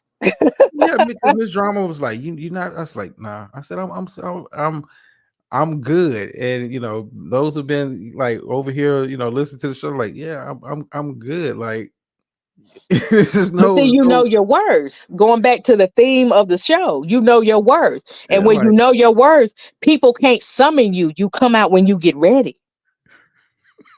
See what I'm saying? Have you not heard me say that before? You ain't yeah, got what it takes to bring me out. I'll come out when I feel like it. And guess what? When Dr. Proctor Walden comes out, she makes a mark and it's indelible. yeah. I'm not black by default. There's some substance here. Well, before we get up out of here, Sure. is it me, or is it that the quote unquote celebration of Black history that you would typically see, you just ain't really seeing this year? Oh, listen, let me tell you something. We are so post Obama moment this year for Black History Month. It's making me sick. I'm like I said, I ain't seen a Dr. King speech yet. I ain't seen them, Right. Not even the usual King, X, and Parks. You can't even see that anymore. It's like, oh my goodness. I like, Miss Drama, she was like, you want to watch sometime? I was like, no, I want to watch that shit. I don't. She's like, it's so. I said, I don't want to watch this shit. Right. It's But I like was like, if you don't see it in some foolishness, you won't get it your Black history at all. I'm like, I just ain't seen like even typically they set aside a day or two. Be like, yeah, we're gonna air the March on Washington. It's Or just Roots. You couldn't even get Roots. yeah. Roots was always a staple. Like yeah, this Roots and Shaka Zulu, man, what? I knew every Black History Month I was gonna see that, and you don't even see it on BT, VH1, none of those. Tyler Perry, this is what we've been getting. Medea on reruns, and that is not my Black history. I'm sorry, I no, like refuse it, I I said, reject it, I rebuke it. I just thought it was like this shit just feel Miss Murphy it feels different. It's like yeah, we got bigger things going on. And it's like damn, you realize like the month over and they ain't really. Yeah, I'm good on Roots. Yeah, I've been good on Roots, Miss Murphy. Like that's Right, but what I'm saying is those were staples, just like the Rudolph the Red-Nosed Reindeer was during Christmas time. You knew you was gonna see that struggling Charlie Brown Christmas tree. oh, We don't even get that. Whether you good on it or not, there's still generations that haven't seen it and won't see it because they don't, go look at videos and don't go to the library. They don't do those things. no, that is a conversation for another day. That gap, that generation gap is. Lord knows. Lord knows. Exactly. It's not even a gap. It's just a whole nother continent. It ain't a gap anymore. Man, I try to keep it as close as possible. I'm like, shh, I need help. And if I could just add this, we could see that going on with the debate that you had. How much people don't know. I let people have it. I know, but I'm saying it shows you how much people don't know, and you could tell clearly those who don't read. Well, I mean, Black by default. That's what I'm saying. You're not putting in, you should understand that you are your best investment. So the best that you have, you should be putting it into yourself. Although you're supposed to help those around you, because I'm not contradicting myself. But I went to school to invest in myself because I am my best investment so that I could then be a blessing to people around me. I'm with you. I'm with you. And once again, a conversation for another day. Listen, let me tell you something. We can go ahead and get our black on, because I'm trying to tell you, as I said, I see a bunch of people walk black, white folks in black skin. That's what I see. Man, I just let people have it. I can't let them have it yet. I'm not in the old folks' home, but when I get there, trust me, I'm gonna let them have it. I tell the missus all the time. I say, sometimes I just let people live a dream. And whatever that is for them, that's for you. It ain't got to be for me. And I don't, the moment I stop trying to understand people's logic and decision making, the less stress I have and the more peaceful. I'm like, okay, that's cool. That's what you like to do. That's fine. No, but if our forefathers and our ancestors thought that way, the information and the knowledge and wisdom that we have, we wouldn't have it. See, Miss Murphy, I need another channel for these real discussions. Like, trust me, I'm working on the way. I'm it's I'm gonna bring back the kickbacks and all that kind of stuff, grown folks conversation. But I hear you. But I learned I gotta have it in moderation, because I don't want nothing to disturb. At the end of the day, I don't like anything that disturbs my peace. And absolutely, but when you're at peace, like when you go to sleep, what color do you see? I see black. Exactly. So I don't understand. Like, we can't give up on black if black is what brings you peace. It's not. Black is all things absorbed. The most prestigious card you can have in the universe is a black card. When you are dressed to the nines, it's a black tie affair. I don't get how black is such a negative thing that we don't want to invest in. I don't mind investing, but no, not you. I'm talking about the way the world is going and how people like me and you, it's almost like we're revolutionaries without a revolution.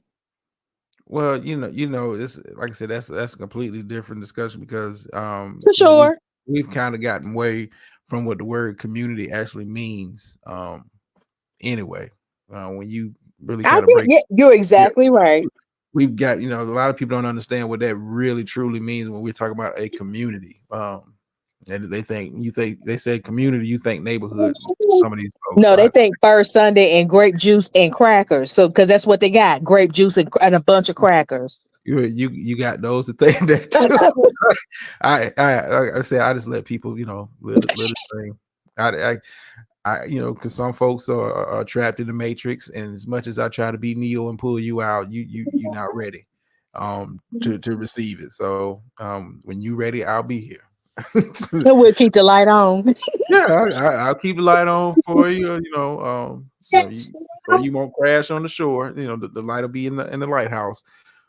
Signaling for you to come on in. But sometimes you gotta just watch it from a distance. But you know how that go. I know, but Jesus, it bothers me to the core of who I am. So listen, I try to live and let live, but I tell you what, I would be a liar if I didn't say I was not bothered about what I witnessed. Yeah, I just kind of like, you know what? Yeah, I just look at them like, you're not ready. You're just not ready for receive any kind of message. I mean, it is what it is. And sometimes the light bulb go off, sometimes it never goes off. Yeah. Well, I would like to humbly say I really wish people would stop with some people talking about potential, because when your brain is fully developed, you've already reached it, homie. Well, And I'll leave it at that. That's a sub. I don't normally send them out, but I'm just saying, when your brain is developed, nah, dog, this is it. And on that note, Only God can change you. it about to turn into something else up here. about to turn into something else up in here, and It's still black. So it's still black. It's freestyle. We freestyle right off the dome. But as always, thank you for having me on the show. And as I said, if my Android and YouTube were getting along with one another, I would have come up a little bit earlier. But again, thanks for always having me on the show and being open to, some of the pearls of wisdom that I definitely have, that I've been waiting to share with, people other than the students who have sat in my classroom. I mean, I'm always willing to learn, and it's always a pleasure when we get together. It's always a good time. It's always walk away with a reunion. Yeah, walk away with. If you can't walk away with something, then why did you come? Thank you. Exactly. On all levels. Thank you. You need to still walk away with something. So let me get down, because I'm about to go into another look. It's late. I'm about to go into some after dark box talk. But at any rate, I'm just joking. Thank you so much. Yes, sure. Sure. I'm surprised this gentleman came up here. Welcome to the show, sir. Hey, what's going on? Brother of a certain age, right? A brother with an A and not that hard ER. What's good with you? I don't know. I mean, you see the uniform. Can you see my avatar there or what? Yeah, we see it. No, I can't see it. I can't see it. It's probably best. I'll put you on the big screen for those who want to see. There you go. Oh, that still ain't big enough. Again, just like their season wasn't big enough. Their season was the little engine that could not and didn't. All right, what's going on, brother? What's on your mind, man? What's on your mind? Ain't nothing. I just, I don't know how I was gonna come up, but it turned into some cowboy talk, and my computer don't get scared. Yeah, don't get scared when we get to Thank you. Don't blame it on the computer. Listen, it only does what the fingers tell it. It just wouldn't click on. And ironically, once y'all stop talking about the Cowboys, it just perked right back up. Service came back in, all right. It came back in. Look, we are not AT&T. All right, what's on your mind, brother? What's on your mind, man? What's well, no, I just wanted to chime in on the hold on. the college, or the because I went to a trade school.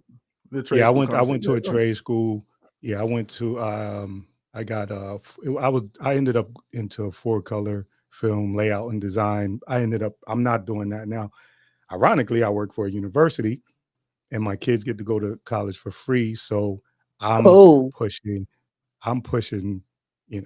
college for them, because they don't have to pay for it. Either way, though, I think both ways can work. So that's what I wanted to say about that. Yeah, I believe both ways can work, but I think when I was having this discussion, I think that in some eyes, trade school is being diminished for a reason. And I don't want to go like conspiracy theory. Like, I think the government's doing it because they want everybody to be in student debt, especially the Black community. But when you see the home ex taking out the kind of stuff they used to have in the high schools when we was in school, even in middle school, they would have that kind of stuff. The shop classes, absolutely. They got away from that. With this new generation, they don't have that kind of stuff. And I think it's on purpose. I think it's for a different reason, though. Drama. I mean, Dots, not the student loan debt. I think it's because of immigration. So like it's cheap labor all over again. Yeah, I'm in Connecticut. If you got a certificate, you got to pay like the going rate. But if you don't, then somebody has to accept whatever you give them to do this job, and you'll do it because you need to work. So I'm sorry, a brother. No, I'm just it doesn't. I mean, the trade schools are still here in Connecticut, so I haven't had that effect. A lot of the stuff that goes on, sometimes I'm seeing it from a jaded point of view, because there's a lot of social programs here. There's a lot of things going on here where I'm at Mm-hmm. that I don't get to, so I don't get to see actually what's going on. And obviously I need to do a little bit more research on what's going on in the rest of the country, but I don't get to see some of those things. So the conversation is always interesting to me because from where I'm at, I see a lot of things. My sister is in Maryland, and she when she came up here for my mother's birthday, we were talking, and she was telling me about a lot of the social programs that they have where she's at. You know, my son's mother works for the city out here, so she shares with me about a lot of the social programs that they have, rent assistance and things like that. So certain subjects and certain topics, I'm a little bit more because I don't jaded because I don't get the opportunity to see. So I'm always interested in seeing what's going on outside of where I'm at. And I tend to, because I'm working so hard and I got my head down, I don't get to see it. So I just want to say I appreciate the conversations that you have, Drama, and from a more, you know, either worldly, global, or, you know, in this particular continent. I appreciate you guys having these conversations because I'm getting educated, you know. At 50 years old, I'm getting educated. I know, but you know, like there's a lot of, when it comes to school. So again, I work for a university, so you know, my kids can go for free. So that's an advantage for me. But I barely made it out of high school. My teachers had to drag me, prod me constantly, you know, always on me about, you know, just come to school, because I was smart enough. I would show up, take the test, but attendance was a whole nother thing. So I didn't pay attention to a lot of stuff. So, you know, and I'm not either sad, depending on where you look at it, either sad to say or proud to say that I'm still learning at 50. A lot of this stuff is, I promise you, a lot of this stuff is brand new to me. I'm finding out a lot of information from these conversations. Well, there is research that says you reach your intellectual peak at 50. So you're still, you know, still capacity for learning as far as grasping stuff. But as far as your brain development, you know, that frontal cortex. Oh, I'm done. Yeah. No, yeah, it's done. Yeah, you're done. It's a wrap for everybody up here. I It's a shouldn't wrap. have came. I shouldn't have came. No. But there's studies that says that with reading and vocabulary, you know, people are still able to acquire and learn and grasp stuff up until you're like 65. And it's kind of like after that, you know, the likelihood of you learning new concepts and things like that. I'm not saying it's not possible, but I'm just talking about, you know, what studies have shown. Yeah. Yeah. Well, I mean, again, my mind is open, you know what I'm saying, to many things. And I don't have a problem saying that I'm learning stuff from these conversations. Open the NIL. I saw it briefly. Again, I go to work, I come home, I sleep, I do my family stuff. I got a bunch of other stuff going on, real estate, and I'm not paying attention. Like I pay attention to the things that are, you know, they say like you draw a 6-foot circle around you, and I'm paying attention to that and what's right next to me. So, you know, I really wanted to come up and encourage you to keep having these conversations. Very important. Oh, wait a minute. You had time for some G-men stuff. They're not 6 feet by you. What the hell?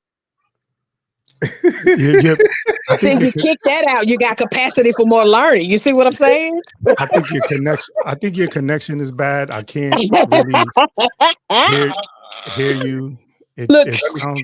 I knew it was coming. It sounds like, I don't know. I can't understand what you're saying. I'm sorry. Word.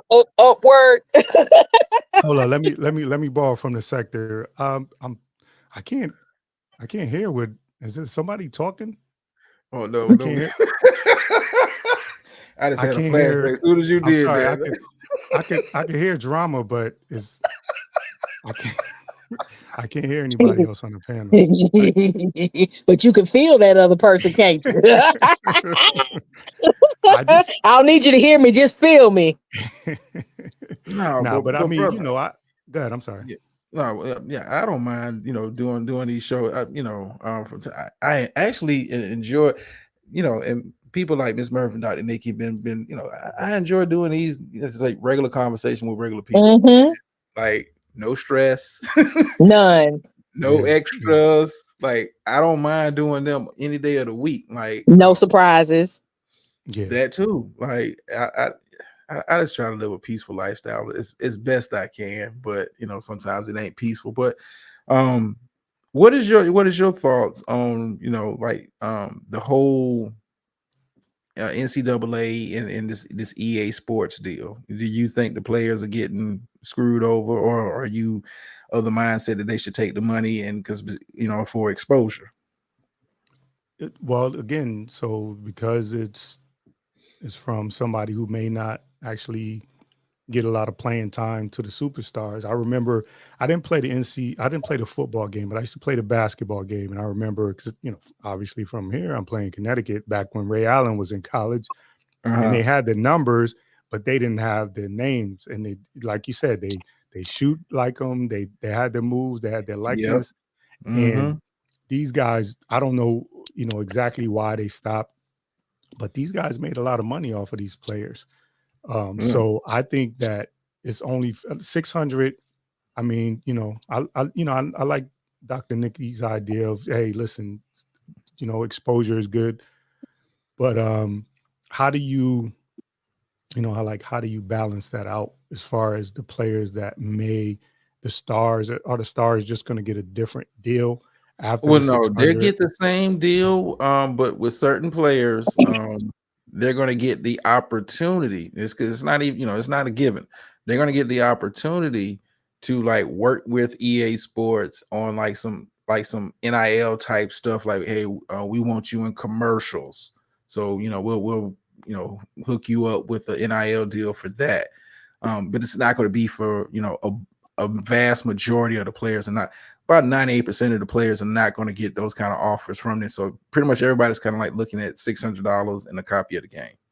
Yeah. So basically it's going to be just kind of like a smaller model of what pro sports is in general, where, if you're the star quarterback, you have the opportunity to get better deals outside of that Exactly. 600. You have yeah, Exactly. Yeah. yeah. I mean, listen, the alternative is maybe, because the average, I was trying to look up some stats about, like, career ending injuries in college and stuff like that, to try to figure out, when you guys were talking earlier, try to figure out like how to actually go about it. If you got a son in college, like, how would you go about it? But I just need more information. I Yeah, I think mean, it's it's slowly coming out. It's slowly coming out, and I get where a lot of people. I'm looking at this initial deal, like 600 is for me, it's a slap in the face, but I get the exposure part for the vast majority of these players. Right, because what's the likelihood and percentage of them actually being drafted? right. I mean, I get that. But at the same time, I mean, we're talking 600 funky dollars for something that's I mean, and brother of a certain age can attest to, like, that used to be, that is, a big seller. I mean, that Yeah. is big, big, big, big, big, big money. Yep. And you're offering them is $600, and like, well, you may not get drafted anyway, but at the same time, you want my likeness. Right. My name and my likeness for this product that you're finna make millions. I mean, millions of dollars. I mean, like, you've got games that have made billions of dollars for game developers. This is college football. After being gone for so long from the college sports scene, period, buku money. I mean, they're gonna make millions or hundreds of millions of dollars on pre-sales. Right. Yeah. Yeah. And Once you're they only announce it. offering, yeah, once they they've already kind of like put up a trailer. The trailer's got, I want to say, about 100 million views already. And it's only like a 2-minute trailer. Like, people have been anticipating and waiting for this game to come out. And I get the exposure part, but you mean to tell me you could give me 6,000, not 600? Like, when Yeah. you do the math, that's $7 million be split up between all the players on all these teams. $7 million total. With just the 600, like, that's nothing. Yeah, Yeah, it's but painful. Doc, you got to think that these students nowadays are a lot more creative with other ways that they can make money just off of that exposure But through social still, media alone. I, No cap on that. There's no cap on that. Just from saying, "Hey, I'm on this game." That's why I was asking about like penalties and stuff like that with the NCAA. Like, are they going to allow people to really, capitalize on the fact, or do they have to go through the NIL deals as opposed to saying, let no. me? The EA Sports has worked it out with NCAA, where they're going to offer this to all the players. Only requirements: you have to be on the 85-man roster. When like by a certain deadline, you have to have a university issued email. So the NCAA is on board with it. I mean, NCAA has already kind of worked out their deal. The college football playoff, which you would think falls up on the NCAA, but it's its own separate entity, has their deal worked out with EA Sports. Everybody's kind of like gotten paid now. It's like, okay, we got everything in place. We just need the players to kind of sign off on, using their name and likeness. And, they're going to jump at it because, hey, I want to be in a video game. But I just think $600 funky dollars, like you couldn't offer them 6,000. What about something like this? Like, because if we saw like in the last 20, 30 years, 20, 30 years, we've seen that players got in trouble for like, signing jerseys and stuff like that. Say it's just separate from NIL deals, and you got like, listen, I'm a backup, but I'm in the game. I'm the third string running back, but I'm in the game, and I can clearly show you that I'm in the game. Am I able to capitalize and, I mean, if you're use able that? to, if you're able to, if you're able to, but I'm of the mindset of this at this point, with the billions of dollars that is being made hand over fist, if I don't think you should have it, might as well treat them like professional athletes and really pay them. Yeah. I mean, at this point, how can you articulate, we gave you a scholarship, which is nice, but I just made you, because I'm a great player. I just made you $40 million. I got your head coach a new contract. Now he's making, $12 million, like what's his name? Sarkeesian for the University of Texas. He just got a new deal. He's got country club access, private jet, and they took one snap. Right. Like, but that's off the back of your players, because I don't care how well you can coach. You don't have the talent in college sports. It don't matter what you saying in them huddles. If you ain't got the talent on the field, it don't matter. I mean, Right, but think about what you're saying, though. Well, not necessarily what you're saying, but what we've all said tonight, including the only G-man up here, dressed out in his postseason wear. Look, that was his Super Bowl picture. In front of the big screen. You got to start somewhere for baseline data to make an argument for more money. Right now, they would be arguing for the sake of arguing. And let's say this only gets one deal, and they decided to go and just took the deal off the table, right? Let's say none of the athletes wanted to do it. None of them want to say, no, $600 is nothing. And then they only do one special edition that ends up, I don't know. You got to start somewhere with baseline data to make an argument for more money. That's what I'm saying. Well, they're going to put it out anyway. Right. Right. like But you understand what I'm saying about the baseline? Because that's how you can say you gave Jordan this for this shoe. LeBron needs this for his shoe because he's got these stats. But before he had stats, you can't do all of that. It would have to be so low. I mean, $600. Well, before it was zero. I mean, yeah, I get it, but it's like it was zero and not even in the conversation, not even a possibility, not even a thought.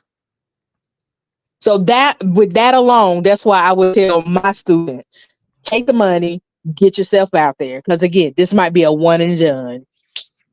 Well, and you in there. And even if you end up in prison, you can say I was on this sports game. And I'm being facetious. I'm being facetious, but I'm saying it's a possibility. Jail is real. So, but you could say, hey, I might be in jail, but I was on this game. Now, What's now going on, the, Defrauding? Go ahead, brother. I was gonna say, do you is now if you're going? I mean, do you get? Are you getting residual? This is for the and Well, I mean, as, I don't even think as that's long been as the worked game is good. out. I'm Yeah, just talking about why you in jail. I'm trying to get him something Yeah. on his. Even plate. if you don't get residuals, you get the other R, which is respect. I like I said, I just I thought the initial offer when you like I said, everyone else has gotten paid. Everybody else is getting ready to get their pockets lined up. NCAA, is finna get fat off of this, and $7 million. I want you to think $7 million between 12,000 players. It's like it ain't added. The math ain't mathing to me. Well, it ain't math because HBCUs earning it, so I hope the whole shit flops altogether. But hey, if my team was in, my school was in it, then that's what I would say. Other than that, on the strength, I wanted to flop. Well, they may put them down as downloadable content. Maybe you got to pay a little extra to get your school on the game. I mean, but they're gonna put it out. They're gonna put it out anyway, whether they have the players' likeness or not. Just like they used to do back in the day. But this is kind of like their way of like smoothing the relationship over with the players. But they brother said, they used to just put it out. You just had the numbers. You knew who it was, right? Yeah, you knew who it was. But I guess they're saying, well, with NIL deals now, we can like kind of like, hey, hey, big head, like they on that type energy, like they've been watching, but they've been like, hey, big head, like now you playing players getting paid, here we come again, because they. I mean, it's I'm a gamer, so I'm gonna get the shit anyway, whether they had a name or and see, as a mom of a player, I would only get it if my son was on it. Like, no, I'm not getting the shit. But you guys are, and you ain't either. You guys are not thinking big picture. So big picture is, could you add the Cowboys to the college level, and then that way they could win a championship? Let's see, brother. But see, we could if the G-men could get up at the high school level. So maybe. See, there they go. See, you gotta. I bought up. See, right now y'all are Pop Warner. Like Pop Warner would give y'all a run for the money. That's why I don't have conversations with teams that make the playoffs. I don't have these kind of conversations with them. I just like, okay, it's just like white noise when they start talking about their team and didn't make. I know, but he thought he was saying something. Like, what? You should have started off with T-ball. You know what I'm saying? Like the 5-year-old leagues, but the flag football, but college. What? Y'all not even Pop Warner. I'm readily. I admit it might be the vodka talking, so y'all gotta excuse me. Don't blame it on the liquor. We're not even gonna let you do that. I got a rare night off, and I said, hey, look, so I'm just sipping. So I think that's right. But your team forgot that they were not off during the season. See, that's the problem. But I'm a Chiefs fan. They fan. played like they had the whole season off. Oh, now you're a Chiefs fan. I got you. It was Taylor Swift that did it. He's a Swiftie. It ain't a Chiefs fan. He's a Swiftie. I take my lumps. Listen, I got a lot of Cowboy. One of my bosses is one of my superiors is a Cowboy fan. So yeah, I get it all the time. So. Good man. See, if you was a Cowboys fan, you wouldn't be saying superior. We just superior everywhere we go. I don't have superiors. Well, I'm just talking about in the world of work. I'm talking about the real world too. It ain't one. Either you gonna be a star or see some stars. You know what? Y'all might be okay next season. We'll see. This is what? I'm not even gonna give my honest opinion. I'm gonna just talk some shit to some Cowboy fans. I'm gonna be hopeful. I think Daniel Jones will come back and listen. You've been watching me. I said I haven't been down on Daniel Jones. Now, what you gonna do with Saquon? I think for the sake of the team, you should pay that man. Yeah, I think he should get paid. I don't care about the stats about running backs. I think he deserves to get paid. And okay, so you don't pay him. Who you putting in there? They've shown that when he's not in there, and I know even when Daniel Jones and when he's not in there, the offense. I don't know if you I watch now. You guys are my age. No, I'm saying you guys are. I'm saying, do you guys remember the difference that it made when Plaxico shot himself Oh yeah. After he shot his, if you remember if you remember the run that the Giants were on, they were beating Baltimore. They were beating everybody. Just Yeah. Not us.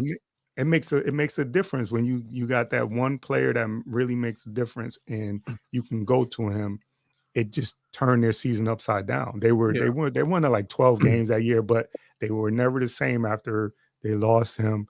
And so, like, I think Saquon is one of those guys that you know, for Daniel Jones, who, I mean, he doesn't try to throw a left hand like Eli would do every now and then, but he's prone to just doing some nonsense. So you need that little outlet, that little drop. Yeah. I think he signed Saquon, and not because of his necessarily play on the field. I think for locker room, I think you pay him as for your Giants. You pay him for his locker room presence, because when they was going through that contract dispute last offseason, things wasn't happy in Giants land. I was happy to see it because I'm a Cowboys fan. I like to see the dysfunction y'all had going on. But this is me as the analyst, not the fan talking. Not the dysfunction they had going on. The whole team need an NIL deal. That's what we're gonna do. We're gonna nominate them for NIL deals and compete with the NCAA. Listen, EA Sports, you don't even need the college. Just go get the Giants. Just go get them. But I expect your defense to play. They played better in the second half of the year.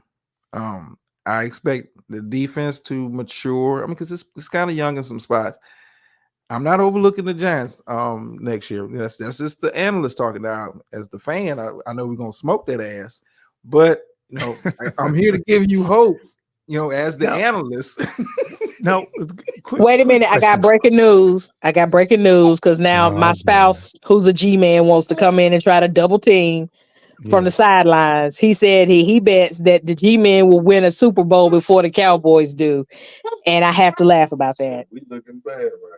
No, y'all not even looking right now. You hear me, Sam? You see what I'm saying? No, you won't. No, you won't. No, you won't. No, you won't. I would rather hear the Chicago Bears Super Bowl shuffle endlessly before I believe inside with the G-men. I'm sorry, not gonna happen. I'm glad I don't have that problem on the home front. But which brother upset this? I mean, I'm hopeful for y'all defense. I think y'all defense is going to take a step forward. But what do you Daniel think? Jones is the X factor for me. Yeah. So like, what's the?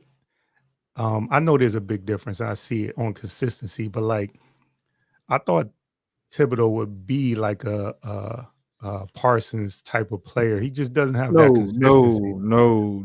I can't believe you said that. No, I'm not saying. I say like. I'm not saying that. I don't think they use them well. I don't think they use them well. That's what I wanted to know. Like, what do you think? What is missing? Because you see it in flash. There are players you see flashes with Thibodeau, but I think, and I want like Zimmer with the Cowboys. I want them to move Parsons around, not necessarily just have him, with his hand in the dirt. Like have him coming off the edge and coming in. Like I think Thibodeau, not necessarily play like a Michael Parsons, but I think you can move him around a little bit, get him standing up, in certain packages. Right. But athletically, I never thought he was in the same ballpark as Micah. But when he's right, when you able to scheme and put him in position to make plays, he can make play. I think you got to kind of like look at the scheme that they got with the Giants, because when you watch them, it's not a lot of exotic looks, and teams start to figure you out when you're not really adapting and changing up what you do on the defensive side of the ball. I think you guys got to get better with the coverage on the back end. You guys had better coverage. I think that will open up Thibodeau even more to where he has a little bit more time to get, because he really hasn't. If you watch him, he really hasn't developed like a go-to pass rush move, right, as of yet. I mean, he's an athletic player. I like his game, but he's gonna have to do some work with his hand work this offseason if he wants to take that next level to be an elite edge rusher in this league. But I think they scheme him up. He had a good rookie year. Yeah, That's what got me yeah. excited about him. His rookie Yeah, year, he had a and good rookie year. It's potential, but I think that's some of the scheme. I mean, because I think he played better in the second half of the season than he did the first. First, he was a damn ghost. He was invisible. But I think as the season kind of went on, they started putting him in positions to make some plays. But if he wants to take a step forward, he's going to have to. I think he's going to have to kind of develop a move or two. And you think it could something like with Strahan, you think he could use like to drop a couple of pounds just to get a little bit faster? I think maybe get a side. little lighter. I think if he gets a little bit lighter, and they're able to kind of move him around and put him in positions to win.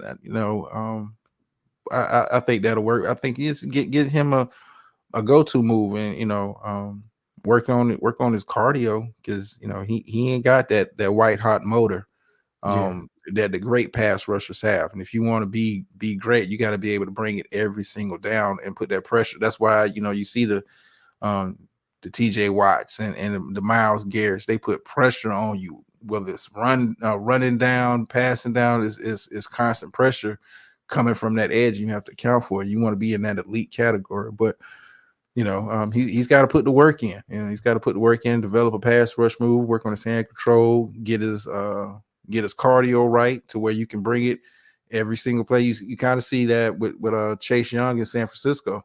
They're kind of sour on him because physically he's gifted, but his problem has always been he don't bring it every play. That's a good comparison because I thought I was like when he was on Washington, I was like, man, this is going to be a problem. But he would the same thing with Thibodeau. He'll have that game that you're talking about where he's everywhere, and then you won't see him for 2 or 3 games. You won't even know his name. You got to be because you want to be elite and get elite pass rusher money.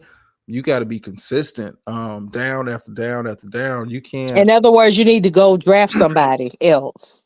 I just thought I would just cut the chase on that because it's supposed to be Freestyle Friday, and I'm over here about to be sick because you're talking about the Giants, and I that's a pinky toe conversation for me. Ma'am, I'm just joking. I'm just joking. But yeah, I think get Thibodeau, drop some weight, work on his hand control, work on his cardio.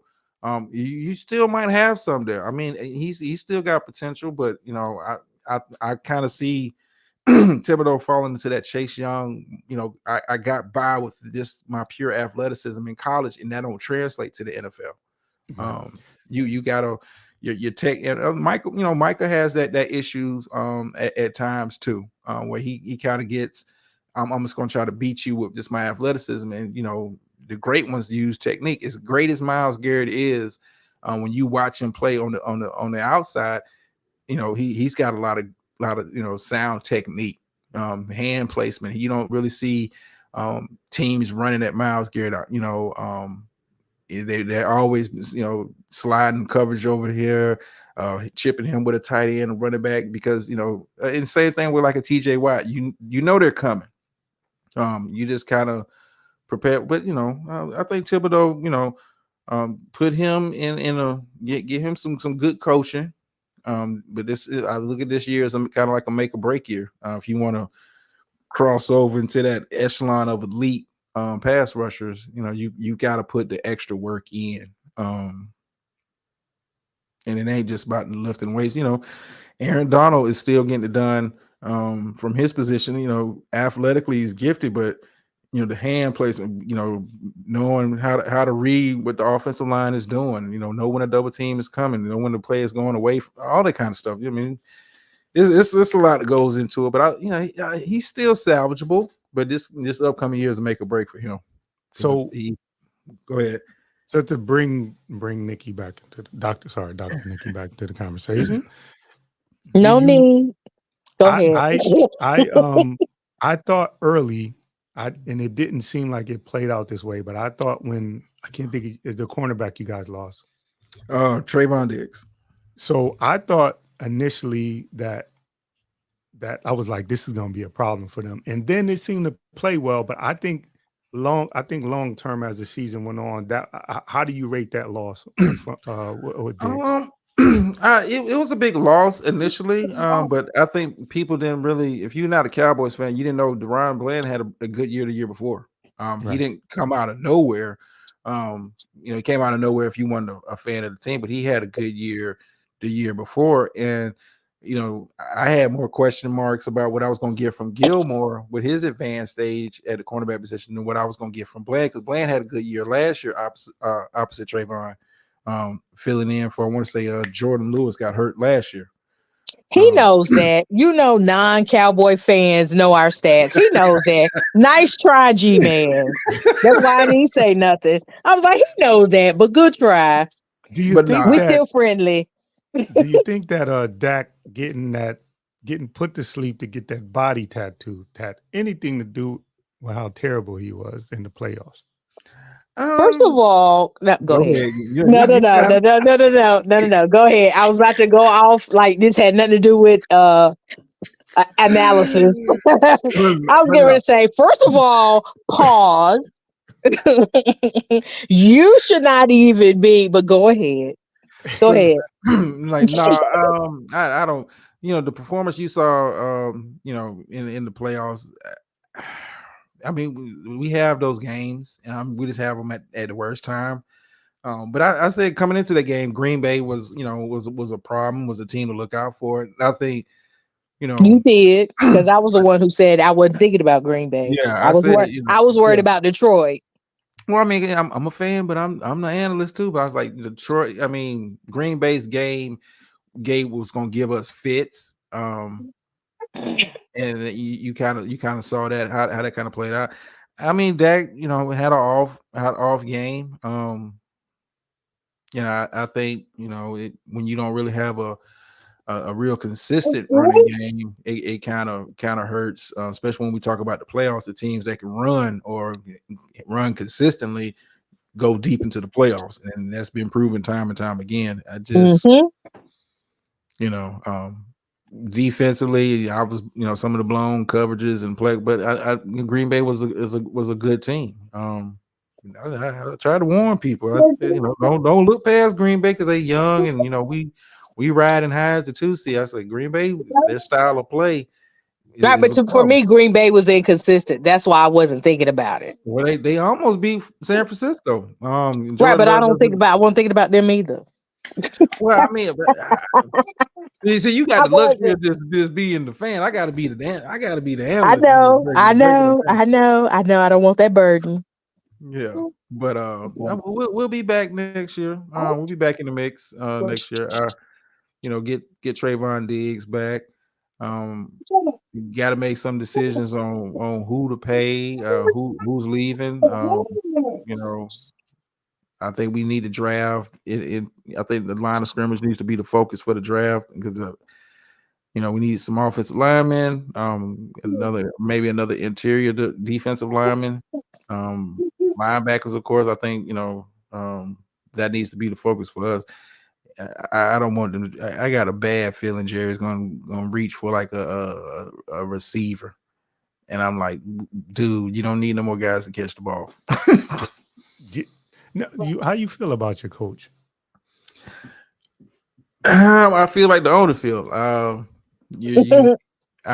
don't have a lot of faith in McCarthy. And here's the thing with being a player's coach. And he is definitely a player's coach. When you hear him come out and defend him and all that, he's different from a Mike Tomlin, where Mike Tomlin will. I'm a player's coach, but at the same time, I got to hold you accountable. That's what I wish we would go get. Like, gosh, Yeah. can we not buy him? Yeah, and that's why I didn't have a problem with a Belichick coming in as like a D coordinator. Like, I need someone to hold players accountable. When you have people in place, and have that kind of structure, the teams that have structure typically go deep into the playoffs. I mean, when you look at Kansas City on paper, talent wise, shouldn't even got to the Super Bowl. Talent wise, when you compare them to the other teams they was matched up against, but You mean talent wise or stat wise? I mean talent wise. When you Okay. you have Mahomes as the best quarterback, but they didn't have the best running back, didn't have the best offensive line, didn't have the best receiving core. The receiving core had the most drops through in the NFL, the entire NFL last year. A lot of drops. Yeah. So I mean, but they got a coach. You have that kind of culture setter there. And when it trickles down to the quarterback and the other leaders of the team, you see those teams make deep runs to the playoffs. I'm not sold. I think this is McCarthy's last year, unless he wins the Super Bowl. I can't justify bringing him back because the guys like you. I'm not here for likes. I'm here for wins. Give me a Mike Tomlin. I'll take. He's a player's coach, but he holds those guys accountable, and he does it with less talent. Absolutely. So now, what was did McCarthy win? He won. Did he win in Green Bay? I think. He won one in Green Bay. Okay. Yeah, he won one in Green Bay. I mean, he's a good coach. I mean, but you want to move into that, that echelon of a winner. You can't just be good. Good. Right. We want effective. We don't need you to be good. We need effective. Good. Like a Tom Coughlin or something like that. But go ahead. I'm sorry. I mean, Coughlin. Coughlin's he's a Hall of Famer. Only because he's been around forever. Like it's like, dang, but nah, what? He was getting fired every Sunday here in this household. But every Sunday, him and Manny. I mean, but I think Coughlin. I think he was he got kind of caught up between stay the too long. Yeah, other generations. I think Coughlin, like the Bill Parcells, and two. I think Belichick's done the best job of hanging on. Yeah, I will say that. Yeah, he's from that old school thinking, that old guard. I run. You players don't have no power. Just you got to kind of have a culture, a culture setter, and that's what your head coach is supposed to be doing. I set the culture here, and players kind of fall along those lines. And I just don't. Mike McCarthy. For us, when we lose to good teams, and we don't just lose, we get embarrassed. And he comes in, we'll try again next week. Like I don't need that. I need you to be fired up. Like I saw, Mike Tomlin. Yeah, we just lost the game. We played bad today. That's all it is. Yeah. Well, go ahead. I was gonna say, you guys are, I think you guys are building character. That's what it is. I think you guys are building character. I don't. Stop it. Stop it. Stop this. Where's the drop down button? Stop this. I have had enough of you for the day, G-Man. Drop what? It just seems like you guys are on to something. I'm not sure what it is. On to something? We are a dynasty. What are you talking about? On to something? What? See, that's the fan talking. That's the fan. But not. I know. That's what I bring. See, he's trying to poke, and I get it. But I mean, I gotta say, if I'm doing like my preseason predictions for next season, we're definitely in the mix for number 1 seed in the NFC again.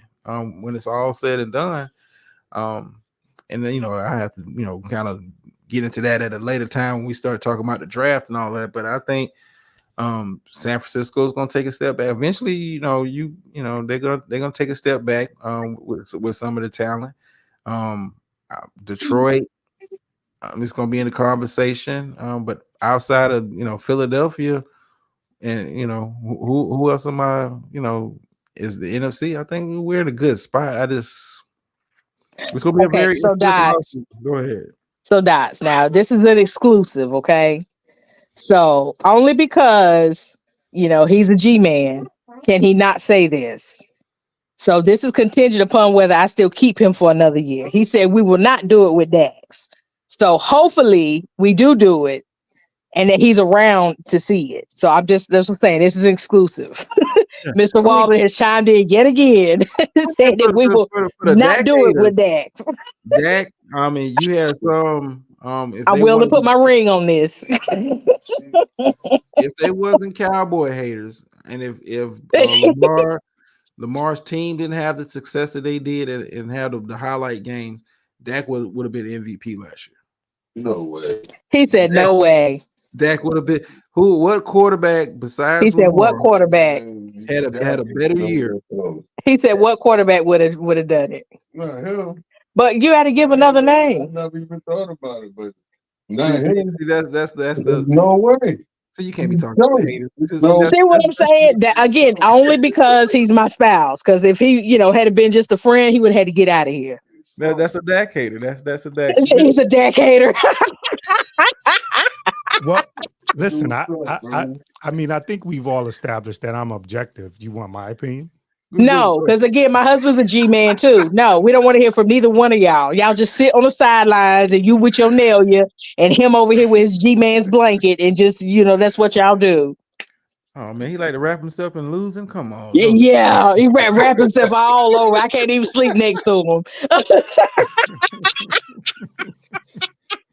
You didn't say Ray. He like to wrap himself and lose it. That's a good one. I'm going to use that. Over here in the house divided. I'm glad I don't have those problems. Glad I don't have those problems in my household. No sir, no sir, no sir. Team Cowboy all day long. Oh, it makes it so much fun over here, though. Oh my goodness. Okay, so so what'd you say? You don't know if it's the coach or that. You don't know if it's the coach or the quarterback. He said you don't know if it's the coach or the quarterback. If I had to pick, I take Dak and let McCarthy go. But I know that ain't the situation. Jerry's gonna do what Jerry's gonna do. But if I had to pick, I'd take Dak. But I tell you what he does know for sure, Doc. Some number one picks. What he does know for sure is that it's the entire G-Man's team. So he does know that for sure. We just need a quarterback. No, y'all need more than a quarterback. You got a quarterback. Daniel Jones is a serviceable quarterback. That's why y'all paid him. You hear what I'm saying? He said Jones is trash. That's why y'all gave him about $40 million a year. Y'all. Yeah, that was tough. Thank you, brother. He's a G-man too, so he's up here with some sense. Tough. I'm saying that was tough seeing him. He earned that $40 million contract. Y'all on only on that team though. You know what I'm saying? He wasn't going to get that on the market. I mean, sometimes that's how it plays out. Brock Purdy's about to get paid. Do you think he gets a contract anywhere other than San Francisco? No. Yeah, but you got to lead. He's leading them. At least to something like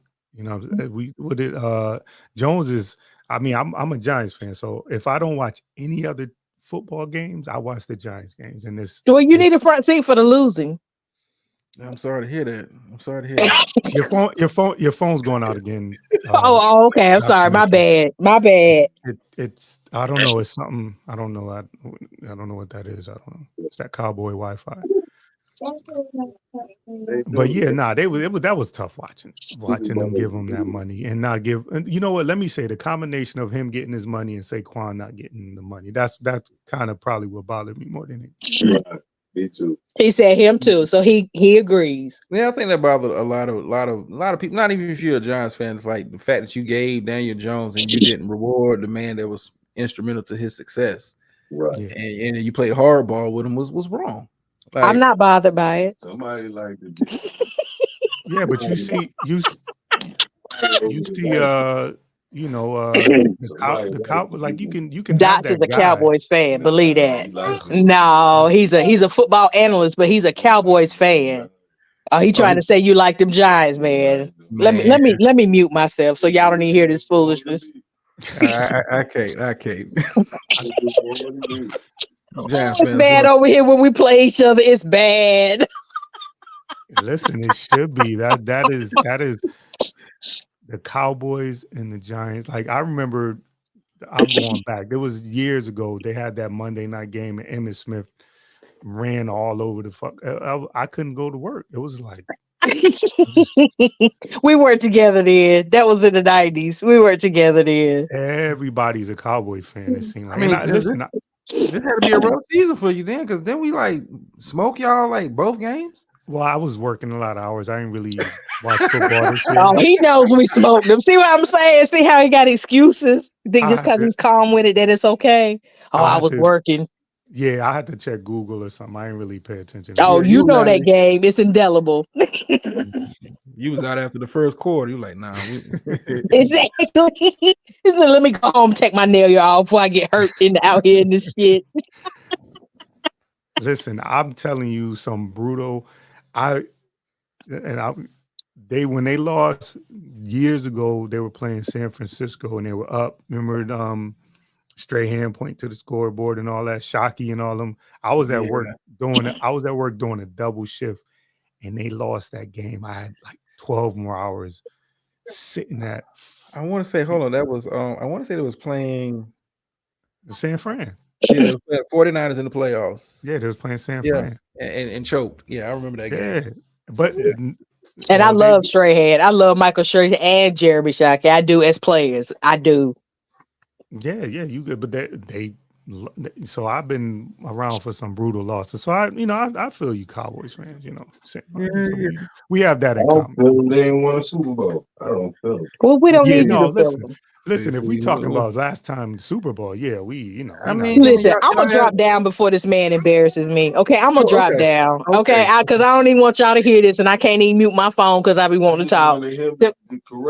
That's all. I just wanted him to correct. Well, we're gonna correct this by me dropping down, so he ain't got it. You see what I'm saying? See what I go through?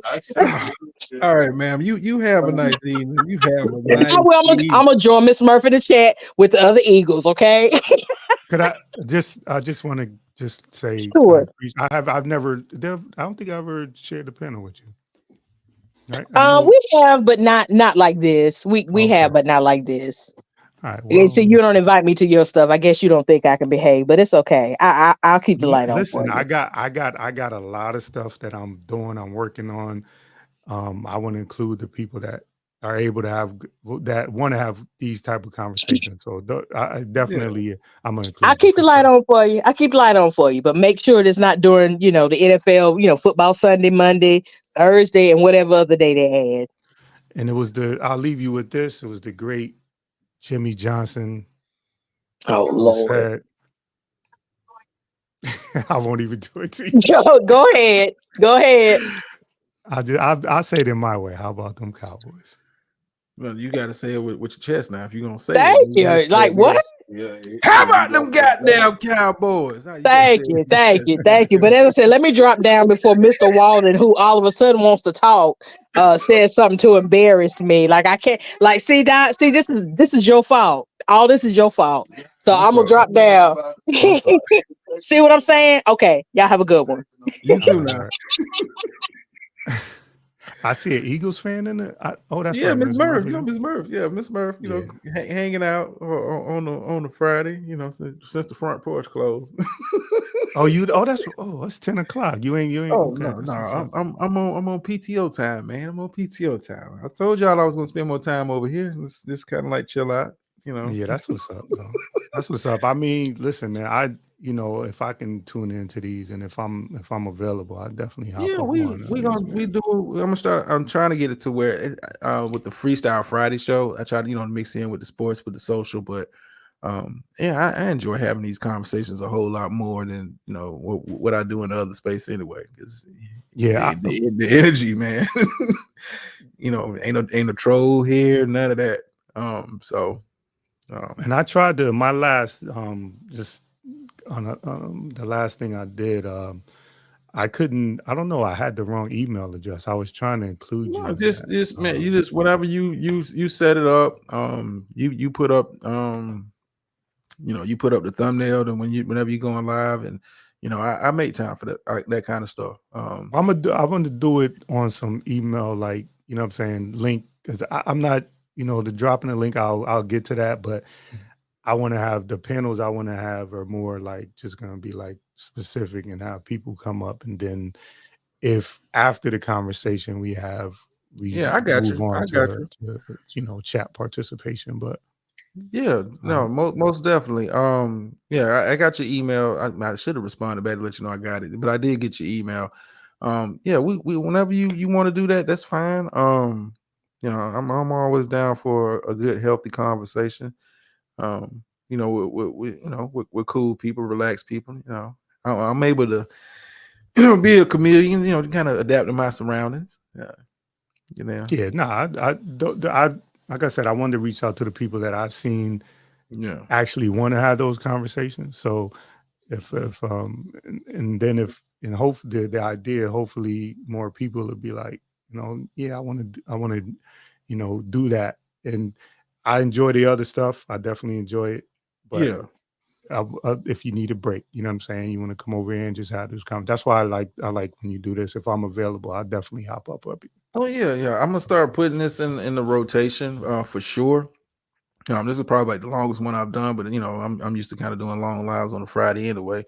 But yeah, I like this having this kind of episode. We can kind of this chop it up and that kind of stuff. But yeah, whenever you decide you want to do that, I'm down for it. I make time for it. I enjoyed the last one with Bombay and Grown. I was like, yeah, this is dope. This grown people having conversation and then not turning into hollering and yelling and all that. So yeah, and I was that's what I was saying. I was trying to I emailed you, but it kicked back. I had the wrong email. That's why I was like, and I think it was one I went on one of your either uploads or something, and I was like, I was asking for your email before that because like I said, I thought I was thinking who could really add to this conversation, and from some of the other stuff you did, I was like, yo, I need to get him on there. But I don't know if you look through your I got it. I got it. But I'll double check to make sure. But I remember your email did come through, but I think I didn't respond. Or I may have, but I'll double check just to make sure. And if I didn't, I'll respond back to let you know. Hey, whenever, don't matter to me. Yeah, I make time. I make time for the worthwhile conversations like that. And I think that'd be dope. That'd be dope to be part of that. Because I was enthralled by the conversation. Like, yeah, this is cool to see. Especially from how we are in the space most of the time. Like, yeah, we, I know what that feels like. To have those kind of shows, and I'm starting getting into it. Right. Anybody but another cowboy fan. Come on, defraud. We not doing that. What's going on, Germ? Yeah, I like to keep the corporate space very intimate over here. Yeah, I dig it, man. I dig it. None of the clown stuff over here, man. None of the clown stuff over here. Yeah, and this is a way to have the conversation and have fun and things like that, and still, like you said, do it. Like you just chilling. I like my approach is if you was hanging out somewhere and you just having a conversation, and that doesn't mean that there won't be disagreements in the conversation or something that it was a couple of years ago I went camping. Me and my boys, we went camping, and we was it was 5-6 of us, and they drinking, they smoking, and whatever. And then the lady, the group next to us, they left the night before. I think we were there for 3 or 4 days, and they had their campsite set next to us, and they gave us their firewood when they were leaving because we were going to be there for another day. And the lady was like, could I give y'all some advice? It was a white lady. She was like, could you guys try to. She heard how we were talking, and it sounded like something else, but we weren't about to fight. It was just how we we chop it up. Things get heated, but it wasn't never going to be that type of thing. So that's the type of thing that I want to do, where it's not always going to be me. I'm talking like this now, but it may be something that you say or somebody else say that I'm like, nah, and I want to push back, but I want to do that in a way that I like that. I like that. Like I said, it's nothing wrong with having those discussions, and if it get heated, as long as it ain't disrespectful, then right. I'm all for it. If you don't agree with something, that's fine. Let's talk about it. And you ain't got to call me out my name, and I ain't got to do that to you. But sometimes I gotta jump in those bags just to let folks know. But listen, I'm not opposed to that. You know what I'm saying? No, I mean, but it's hard to explain to people, because when you sound like you sound and I sound like I sound, like, oh yeah, I can get one off, don't let the smooth taste fool you. Yeah, that's not gonna happen. You're not. That is not gonna happen. You're not getting that. I moved the way I moved for a reason, but I'm nobody's lick. That's not gonna happen. So no, that's don't let the smooth taste fool you. I can get into certain bags. I choose not to, but but yeah, whenever you want to do that, I'm more than open to it. And I think you'll draw. You be surprised who shows up and actually starts to want to participate in those kind of conversations. I learned that when I started doing like the little build shows I was doing from time to time. Like, people actually enjoy this stuff. Yeah. You know, like Miss Murphy, not heated but passionate So yeah, discussions. what I I'll can do, tell because you I that. probably got like 5 or 6 things. Yeah. Yeah, I got like 5 or 6 things that I'm toiling around. So I'm gonna send you all of them and see which one you want to. If you pick 1 or 2 or say all of them, and then Yeah, I we'll mean, rock hell, out. I'm gonna let you know now, all of them, whatever you trying to rock out. Trust me, I if I don't know what it is, I try to do the research so I don't get up there and embarrass myself. Nah, it's nothing. It is nothing that you're gonna embarrass yourself with. It's topical things that are Yeah, very relatable. You know what I'm saying? Very relatable things but that. still, I don't want to get up there like, hey man, hey, I don't know nothing about this. Like, nah, I try to try to make sure I'm versed enough to at least have a conversation about it. Yeah, facts. All All right, right, brother. bro. I'm Let gonna me, hop down. Yeah. appreciate Let it, me man. get up Appreciate out of it. here. So it's a blessing, man. Appreciate you coming up. Y'all coming over here to hang out with little old Dots, aka Drama, on a Friday, and ain't the front porch is closed. What is dots though? What is dots? Dots it's funny. We was talking about EA Sports. Dots is a Madden term when you throw a bullet pass or on point pass and you throw in a Mhm. dot. So I was like, Okay. God of dots. I was like, All let's right. go with All that. right. All right. God. The Yes. acronym. See, I see Okay. how I Okay. put that together. Yeah, that's it's even more. Okay. Yeah. That's even So more. Okay. So that's why I was like, what is God? When I was asking what's your other page, because you always talk about the other page, and I'm like, I mean, I just I don't want to tell people ask. to I didn't want to ask because I don't know, no, what you but want to do. even if I say if you interested, I don't mind. But it's been some people that's like, yo, I want to know what the page is. Like, no, you ain't welcome. I mean, and it's I mean, it's what it is. Like, I hear people talking about, what's the corporate space? Like, some people know, they'll drop down from time to time, but I try to keep it, keep it small for a reason, as far as like, um, certain people knowing, because I don't want to mess up the energy that I've kind of built up over here, just doing this. That I don't want to dibble and dabble and mix, because if that's the case, might as well just stay the hell over there with it. Right. Right, Miss Pearl. We don't want any fuckery over here at all. Like, nah, we good. I got a whole nother channel just for that. Yeah. Yeah, and I agree with you, Ms. Murph. Should be no effery over here, no Cowboys, no Eagles talk. All right, I'm out, y'all. Peace. All right, appreciate it. Yes, sir.